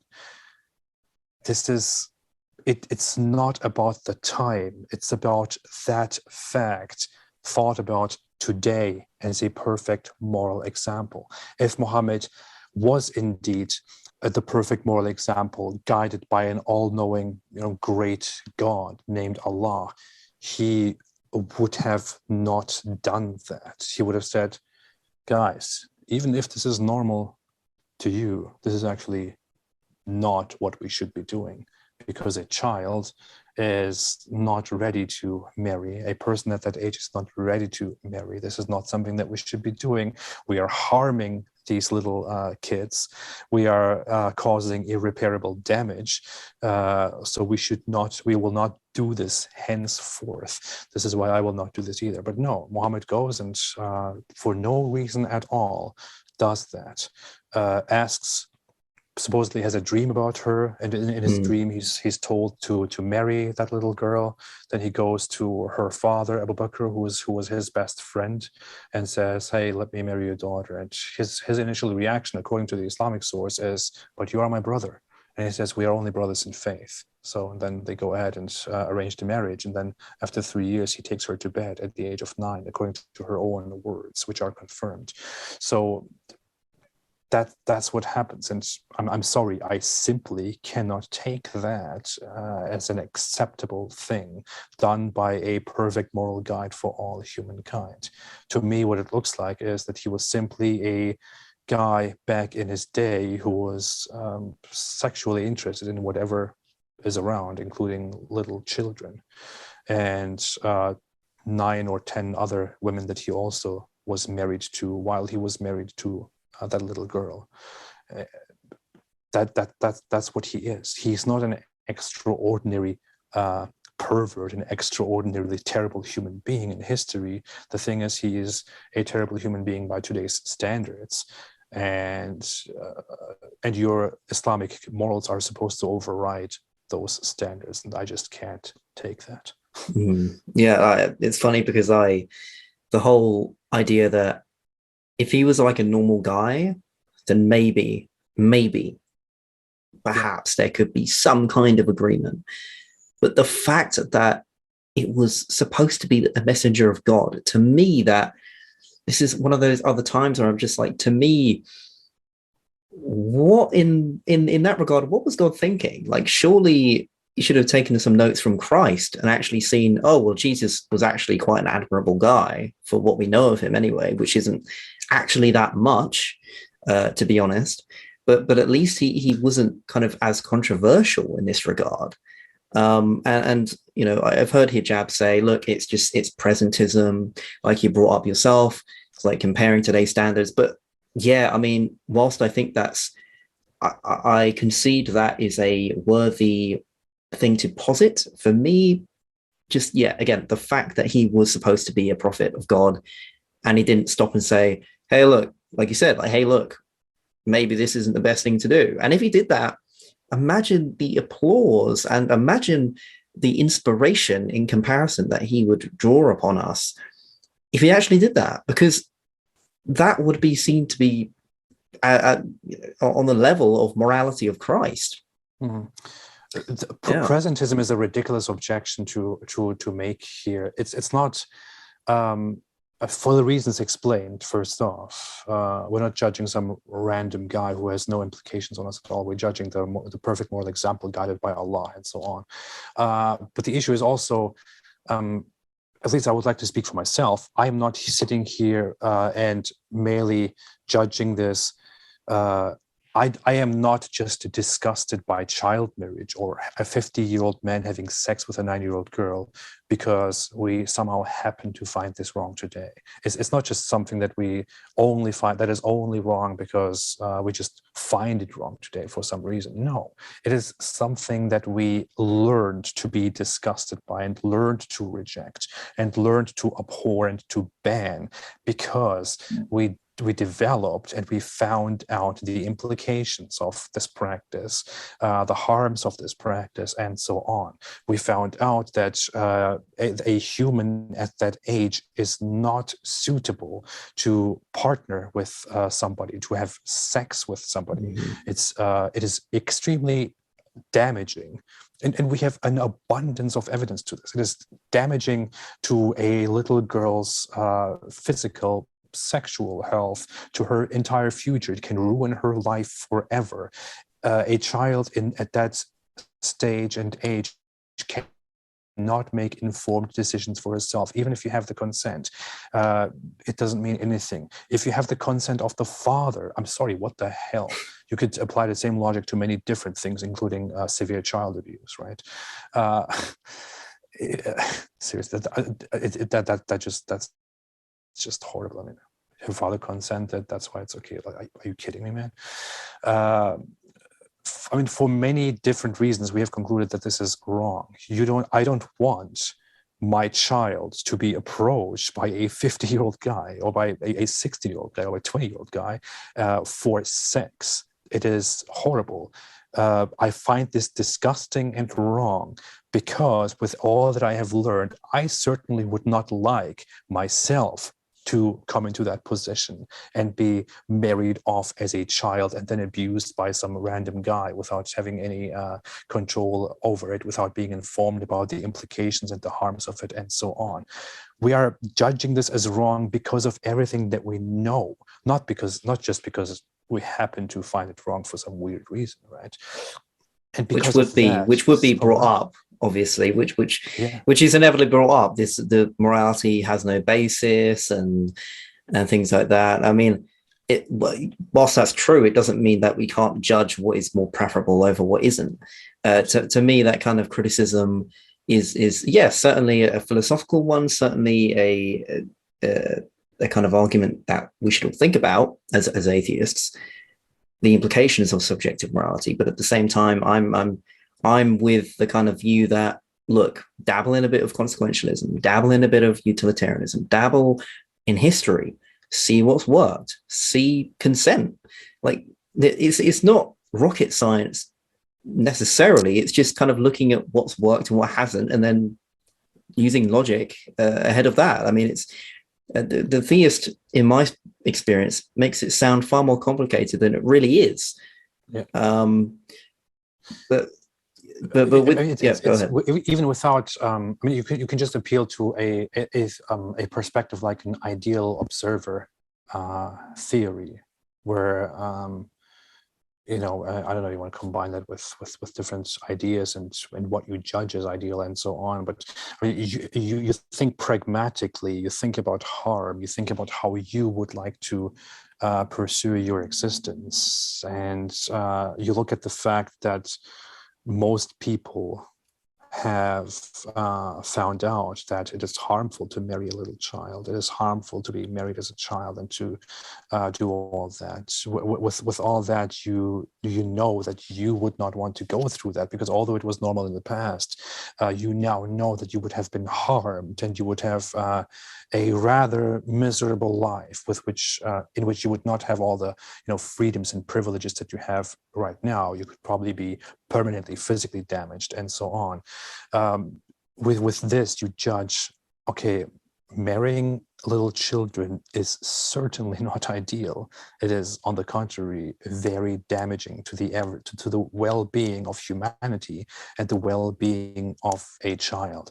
It does not at all, and I know Muslims bring this up very often, it does not at all matter how Aisha supposedly fared, whether she was okay later on or not. It doesn't matter at all. What matters is the harms, the implications, the damages that this causes to the average human being. It might very well be that she got away quite well with this, which I doubt. But I find the hadiths I've read certain hadiths and I found them to be a bit mixed. They're more descriptive than what Aisha actually thought, I gathered from it. There's one, for example, there's one hadith, which I've actually found, as a side note, that some Muslims disregard some hadiths and endorse others, which I find to be convenient, to be completely honest with you. But the ones that I've read, for example, Aisha, it's really weird that it was even transcribed, but maybe it was, I don't know, maybe it was for this kind of purpose. But it was like Aisha saying she washed the semen off Muhammad's clothes. It's like, it's just, I don't know, that's just, does that not raise everybody's eyebrow? I'm sorry. Like, yeah, well, she is the, Aisha is considered the primary source of hadith, because she is like the most sought authority who transmitted tons of different hadith, of life events, of things that she experienced with Muhammad. And this is, by the way, one excuse that is often brought up by Muslim apologists. They say, well, this marriage brought good things because it told us about who Muhammad is and what he did, and she delivered the sunnah to us, like the tradition of Muhammad to us, and there was good use in this marriage. Well, was that necessary? Are you saying that this was necessary because this was Allah's great plan? Surely the Islamic religion, the perfect Islamic religion, could have been made perfect in the same sense without Muhammad marrying a little child when he's in his 50s. That this plan could have worked in many different ways. Allah is Almighty and so on. He's the best of planners, according to you. But yeah, so her descriptions about the life of Muhammad are often quite strange, and I think one of the things that stick out to many critics is, at one point she says, I don't understand how a woman can simply give herself to somebody, because the Quran says that Muhammad is allowed to marry like basically anyone if they give themselves to him and all that without without further requirements, but this is only for him, not for all the other Muslims. And other Muslims are restricted to 4 wives, and he can have as many as he wants. And Aisha says, according to a report, it looks like Allah hastens to fulfill your desires.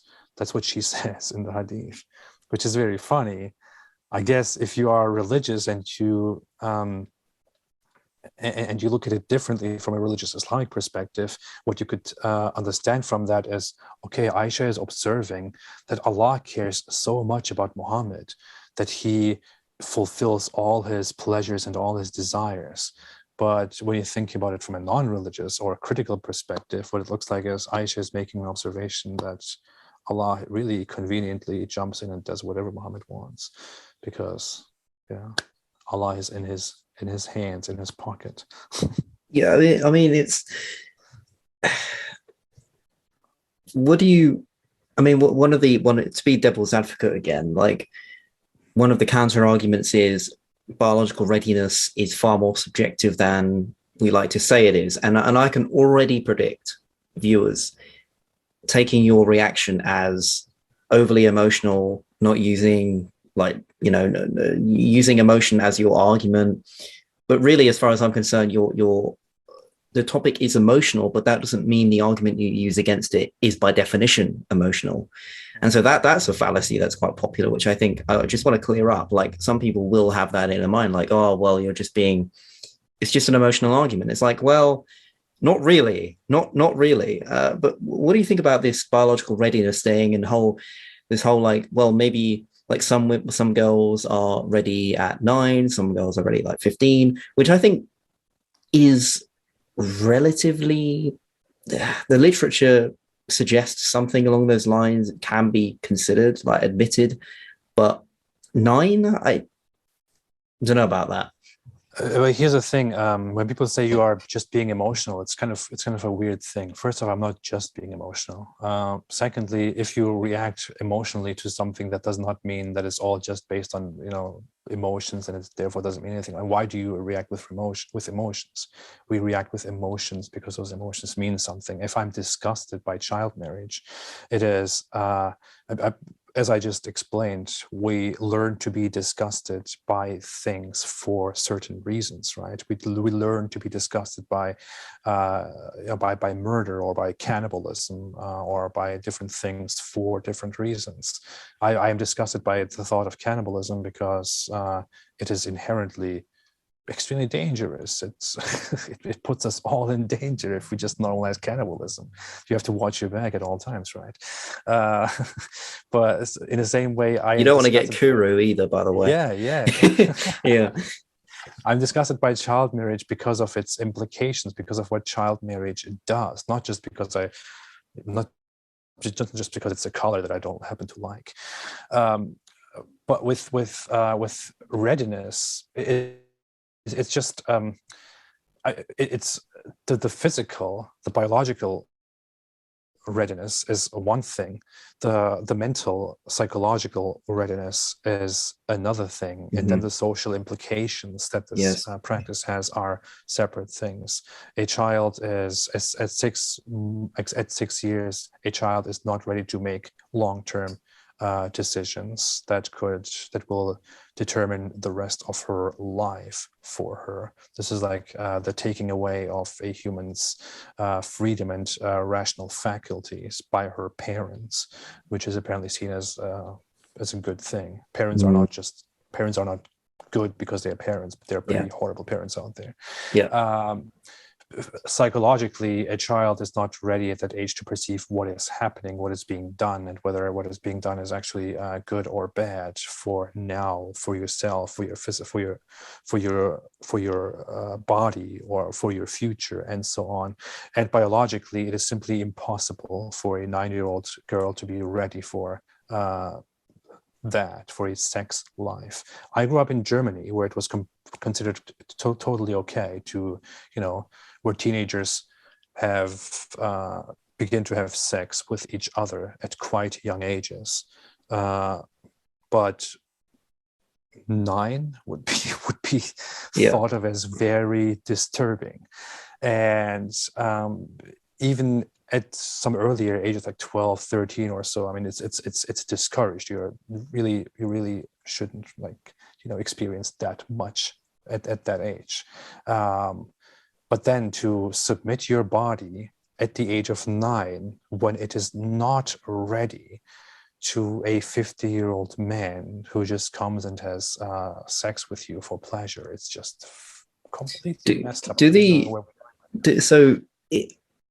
Is there evidence to suggest that she was ready? Because I guess that's what I'm wondering. Like, if we concede for a moment that perhaps it could be in very rare cases, which is, I think, an argument from the Muslim might make. Like, maybe they could just say, "Oh, well, yeah, it's rare, but that doesn't mean it wasn't ready. She wasn't ready for that at that time." So, do you know of any evidence to suggest that? No, there's only one piece of supposed evidence which some Muslims bring up, and where they say that there is a report in which Aisha says, "My parents have been following Islam since I reached the age of puberty," or something like that. But the text doesn't actually say that. It says something like, my parents have been following Islam since my age of reason, or since my age of thinking or being able to perceive. So that's what the text actually says. So what she means to say is, as far as I remember, my parents have followed Islam. So that piece of evidence doesn't count. There is nothing which ever says that she was physically ready. There is only something that people use for puberty, which they use falsely, as said. The Quran tells people that you can divorce a woman who has not yet reached the age of puberty. By the way, even Muhammad Hijab said the same thing. And if we go for puberty is also not an indication that a girl is now ready to start having sex and live a sex life. That's not how it works. Puberty is just one of the functions of the body that begin to develop. It's not like there is a programmer there who's like, okay, I will program a girl to bleed, and that will then send a message to everybody that she's ready. No, it's your body develops different functions.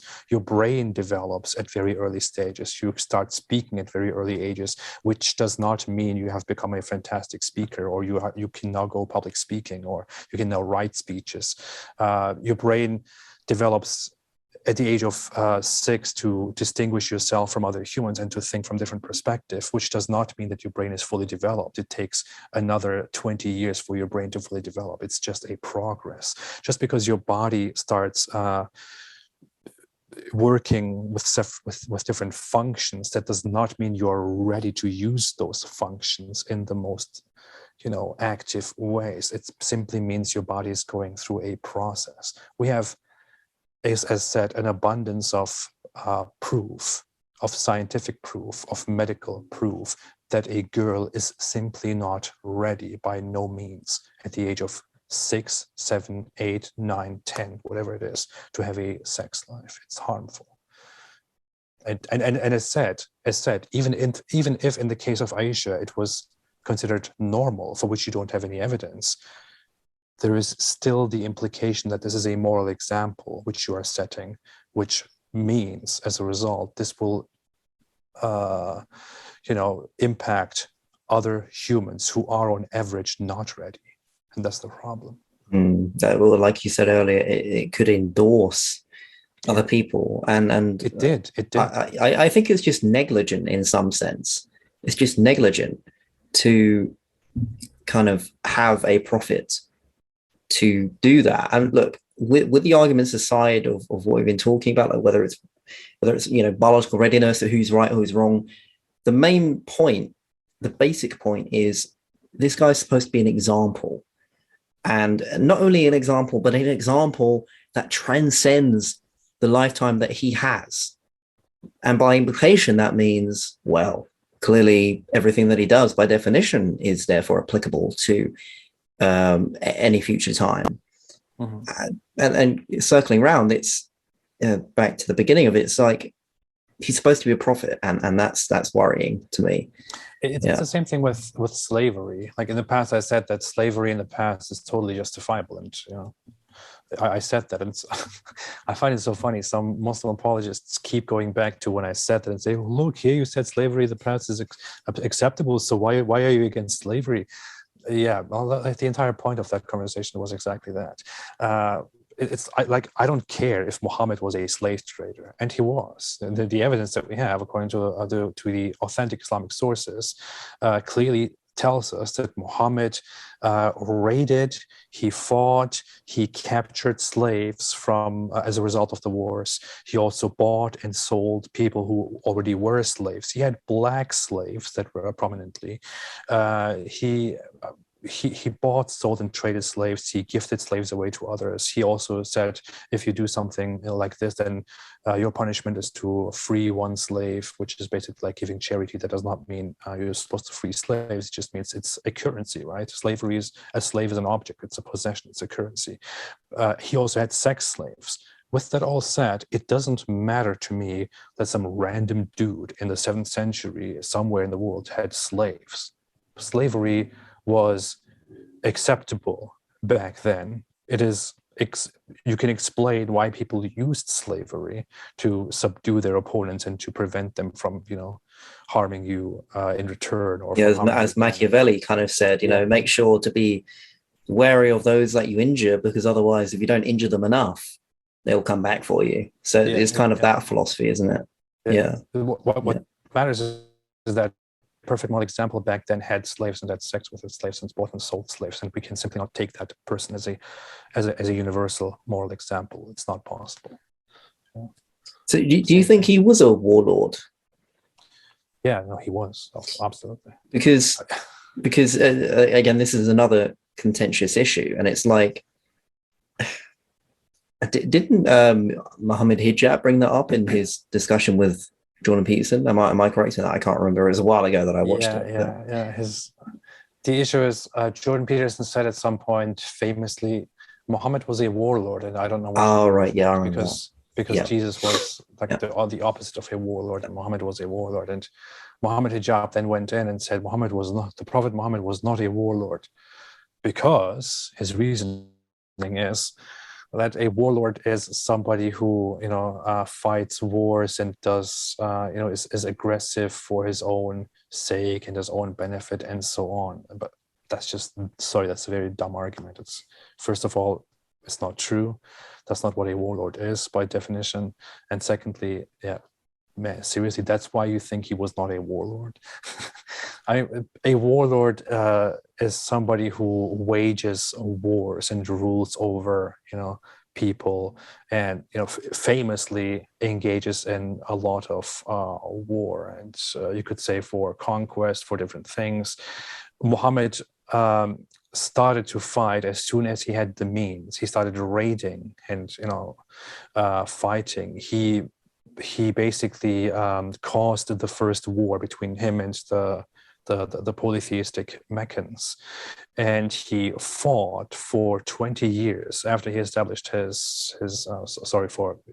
for many years after he established his state in Medina. This is simply the reality. He kept fighting, kept declaring wars, kept sending raiding troops, kept sending other troops to observe parties and to subdue them, kept exiling and executing, and so on. He was on top of a state which he established as a result of his religious prophecies, and he became a warlord in charge of his armies, whom he commanded to go here and there and destroy these people, demand this from those people, and do this to those people, and fight, and so on. That is a warlord. If you think that's not a warlord because you don't like to use that word, then tough. Yeah, I mean, some of it can come down to semantics. Although, because the warlord thing for me is, I'm not sure personally, because I've read some Karen Armstrong, and she's seen to be a sympathetic writer about Islam, and yeah, maybe. But I read her Muhammad Prophet for Our Time or something like that. I think it was like that title, and the impression that I got was two things: that it's more complicated. So there's two things. So there's on the women, which we can get to, about about Islam not treating women very well, and Karen Armstrong kind of, the impression that I was left with was that it's far more lenient towards women than I thought or that I heard. But on the Warlord point, it seemed to me that Muhammad was on the defensive a lot of the time, if not at the beginning. At the very beginning, that's the historical evidence that she posited. The narrative seemed to me that he was on the defensive. And that got me confused, because I was like, well, on one hand, he is being offensive, but in another, he is actually the one who's being persecuted. So yeah, what actually happens is, if you look at the historical context, even at the Islamic context, people keep saying he fought on the defensive. What happened is that he supposedly fled his town Mecca to Medina because people wanted to persecute him and kill him in Mecca. And he then established his own community and his own forces in Medina. And what he did was he sent his parties to raid caravans, and he initiated raids against the caravans of the polytheistic Meccans from whom he fled, in order to,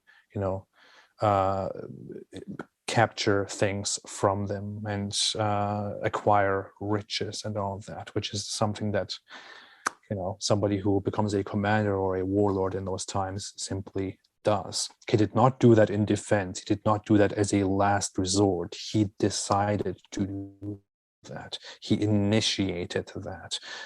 Here are two things that he could have done. He could have gone to Medina, settled down there, and say, I will not engage in fights. I will not fight. We are here to spread the true message, and then just do that. And then there is another thing, which is to settle there and to immediately start arming people and to send them on raids. That's what he actually did. The first major battle that happened is not something that happened in self-defense. It is something that happened as a result of his raids and of his provocations. He kept sending his troops against the caravans. Eventually, an incident happened where he sent his troops again, but told them, don't engage, just see what they do at first. They went, and something happened. They killed a few people from the other side. And as a result of that, the Meccan polytheists became threatened and decided to send an army against Muhammad's people. That's how it all starts. That's how the war started. So the war started by Muhammad's offensive raids, and those guys thinking, okay, we're not going to be safe from this dude, let's attack now. That's how it starts. Is that self-defense? I'm sorry, it simply is not. Because from then on, it's just all the same. It was all in Muhammad's hands. If he were like a Jesus character, things would have never gone there. But he was not a Jesus character. He was a warrior. Muslims are proud of that today. He was a warrior who established a mighty Muslim state, and people say that's how it's supposed to be. Well, I can't really. I guess Muslims agree with Nietzsche insofar as Christianity being a weak man's religion, and whether that's true or not is debatable. But I definitely have seen that correlation between Nietzsche's idea and the Muslim perspective of Jesus. Like, they're like, oh, Christians are weak and Jesus was weak, but actually Muhammad stood up for his convictions, and he was far more admirable. This historical sort of thing, it's always very difficult, because in a way it's like it comes down to what one's interpretation is of a certain event, and it's I don't know if you can ever really come to a solid conclusion about it, because there are just so many things up in the air, right? For example, there is there's a line, Quran, there is no compulsion in religion, and it's like, okay, but then I'd read along, and then it would say something which pertained to the opposite of that, or at least the actions committed by Muhammad, or at least what was even said in the Quran after that. A few words along, it says the opposite, and that was always quite confusing for me. But I brought this up with Hamza, and he was like, "Well, that's again when you have to realize that the different the different surahs were written at different times, and you can't necessarily say that it's contradictive, because the context is upon a certain battle in some aspects, a certain time frame. I want your view on this. Like, I think maybe we can concede this might be true to some extent, but to what extent? That's what I'm troubled by.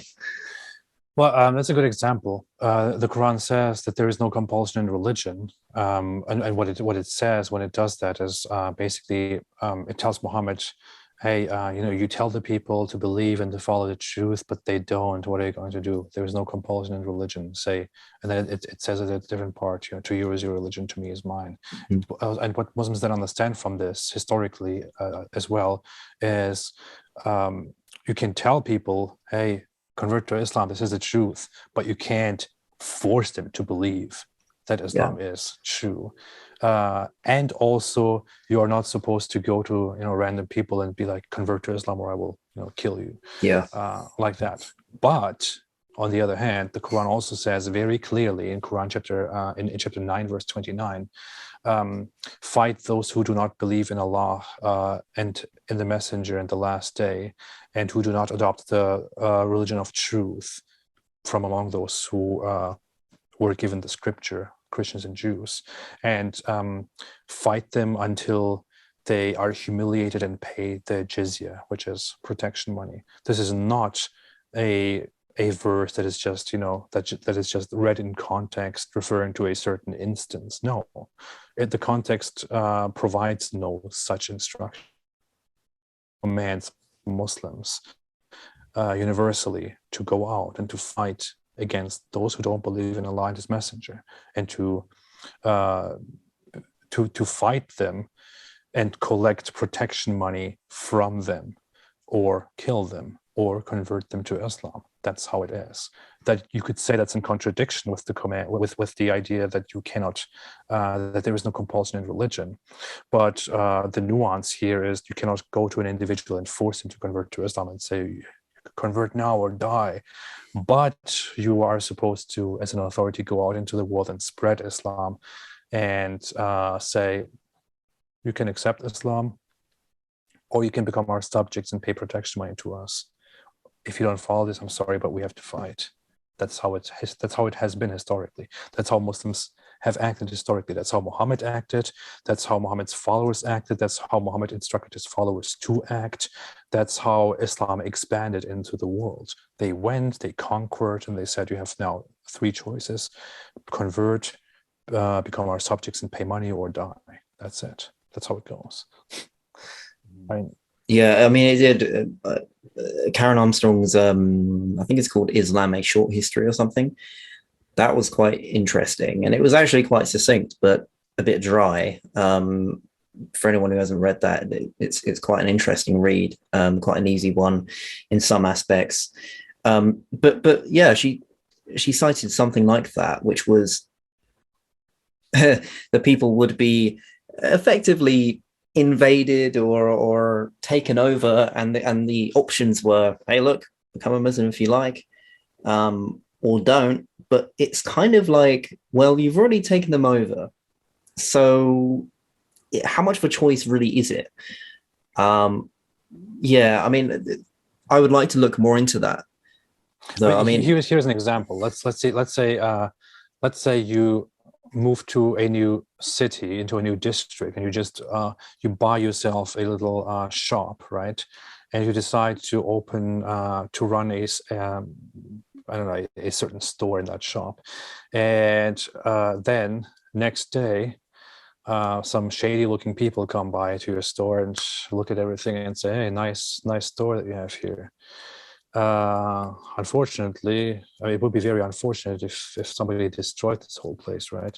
And then they say to you, okay, now you're allowed to run your shop here, but you have to give all your profits to us, or you have to pay us protection money, or we will destroy your shop and kill you in the process. But hey, you don't have to, you don't have to pay protection money. You don't have to give all your profits to us. You have the choice, right? Is that a choice? is that really a choice, or is that known as something else, which is criminal nowadays?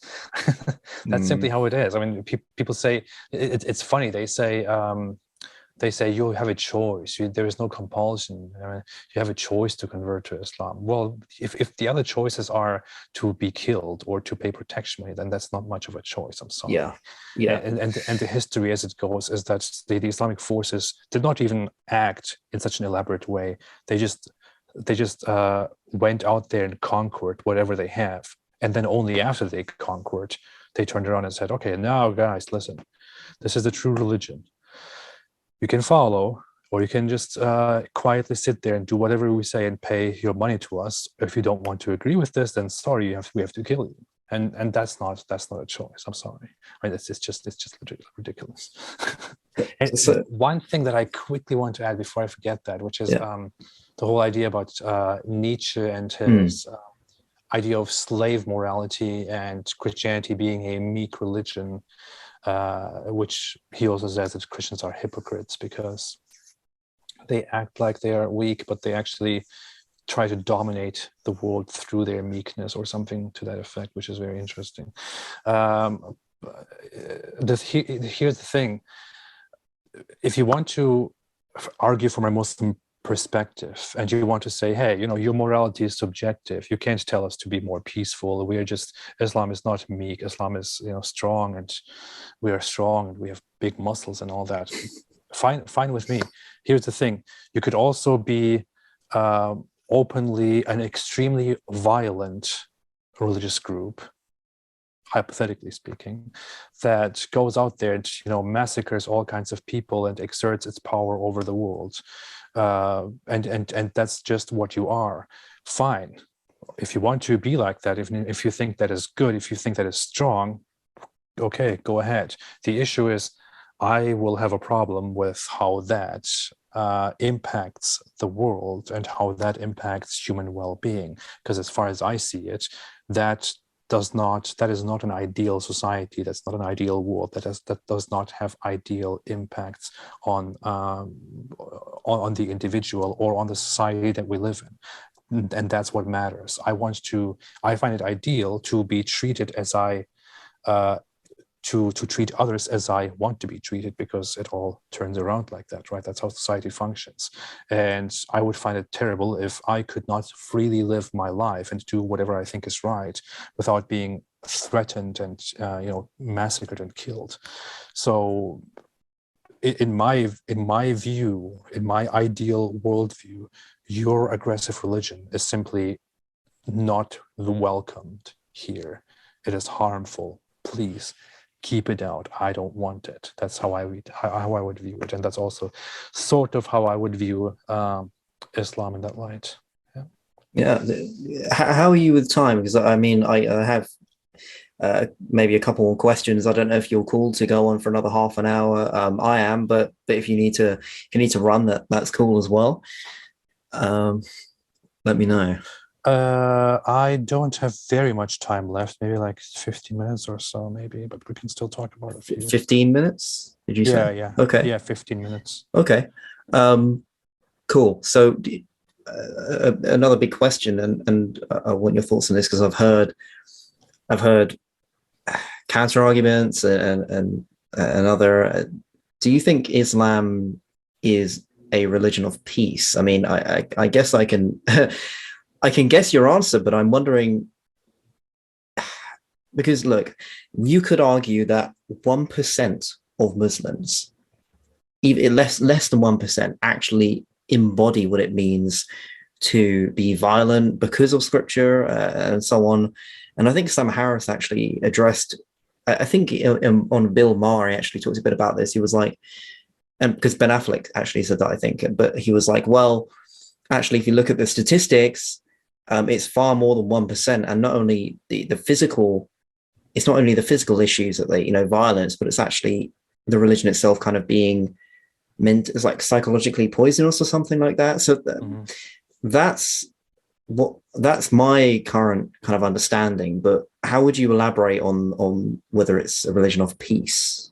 or not? Well, first off, the whole 1% point is kind of, it's very nonsensical. The only thing that could refer to is that 1% are actively, violently engaged in terrorism, which is a huge number, honestly.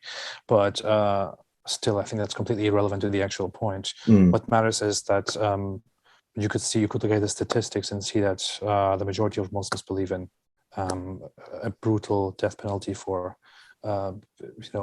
adultery, homosexuality, blasphemy. Most Muslims, or at least half, believe that people who leave Islam should be punished, and so on. And people generally have very unfavorable, very bad views about different religions and different religious groups. And even if most Muslims are peaceful and okay, which is fine, we can come together and talk and have peaceful conversations, fantastic. That does not mean anything about whether Islam is a religion of peace or not. I have known Nazis in my life, and I could say that every single Nazi that I knew was peaceful. I don't want to make that comparison now, but I'm sorry, that's just my personal experience. I knew Nazis, and they were generally peaceful people who did not go out and engage in violent acts and kill people and all that.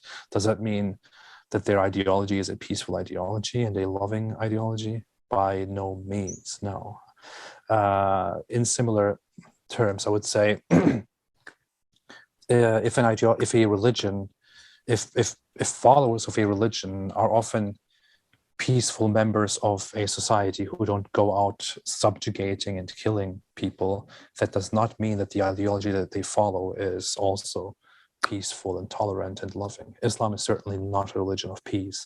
It depends on the religion itself, on its commands, on its fundamentals, on its doctrines. Within those fundamentals, within those doctrines, you see that Islam is a religion which in its fundamental text describes the disbelievers as worst of creatures, as less than animals, as filthy, as people who need to be fought and subdued until they pay protection money, which according to his prophet says that people who leave the religion should be killed, and so on. And that is certainly, as far as I see it, that's not peaceful.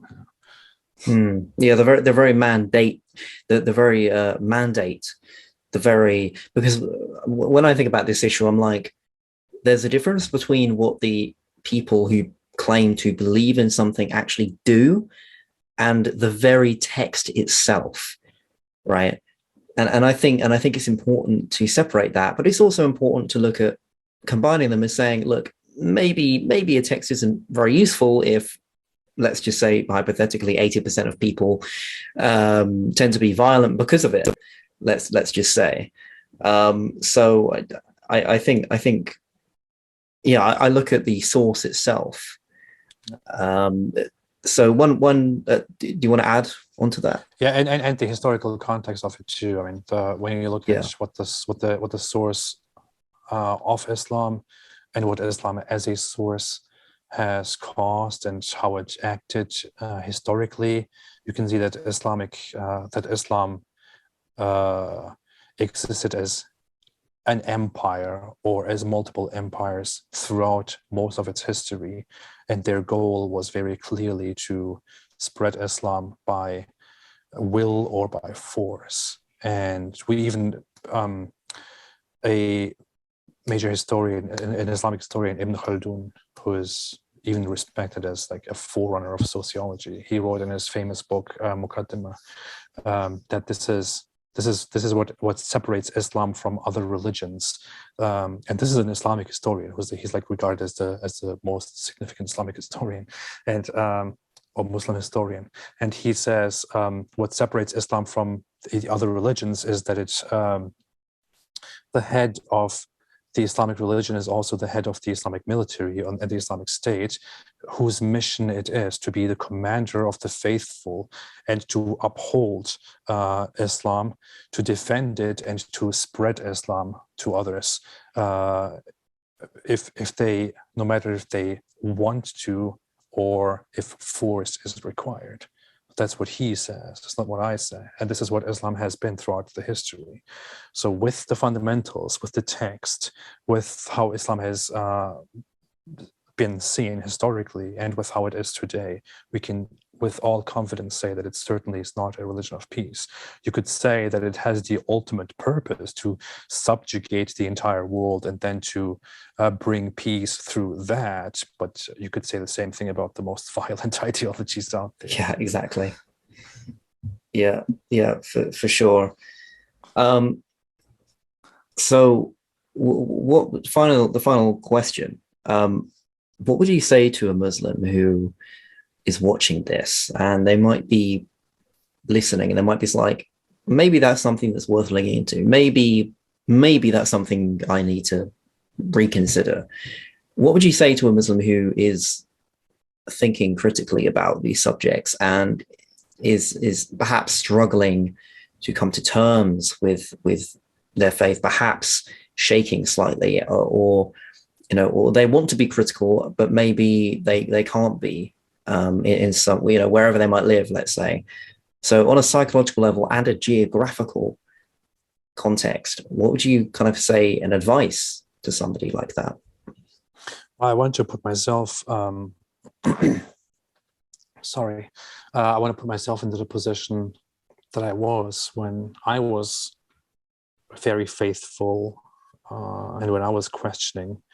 And I had a lot of questions on my mind regarding science and the Quran, the theological inconsistencies and all that. And I kept suppressing all the doubts and all the questions, and I was really afraid because I thought I don't know, I'm just a human, I'm just a stupid being. It's not up to me. I might make a mistake. Allah knows best, and so on. I was really trying my hardest to suppress all the doubts and the questions.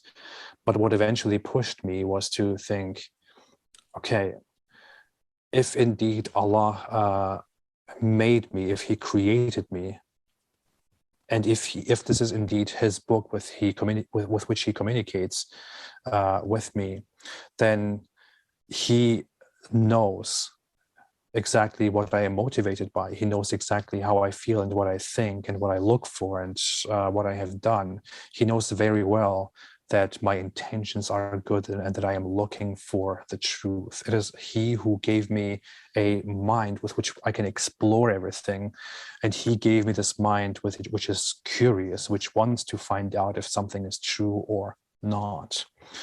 So I'm sure Allah will understand, if He is indeed the one who created me, that I want to find out the truth, that I am curious, and He will help me in this. And if I am good, if I really trust in Him and trust in my will to find the truth, then I will eventually come to the truth. If I end up deciding that this religion is false, if I end up disbelieving, if I end up becoming a disbeliever, a non-Muslim, then I'm sure, even if I am wrong in the end, Allah will understand that I did my best to find the truth and to be good, and that I had no evil intentions.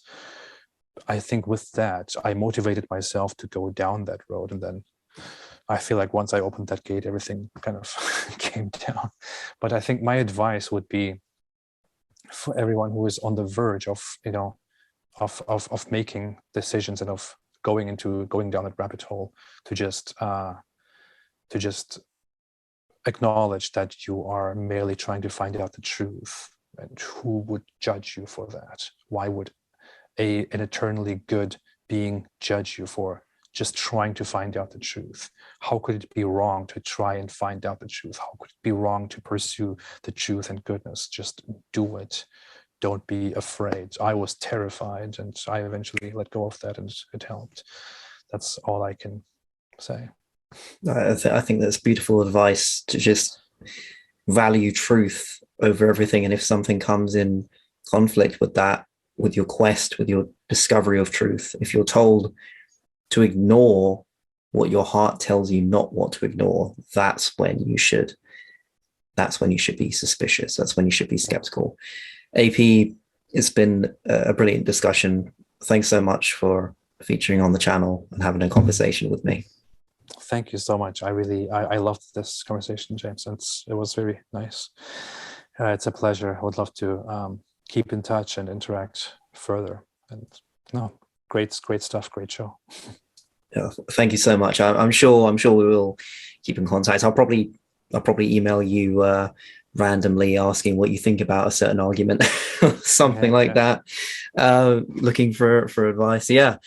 Anyway, I'll let you be. Thanks again, AP, and perhaps we'll talk again soon. It's an honor. It's a pleasure. Thank you so much. I really appreciate this. Yeah, we'll talk again. Cheers. Bye.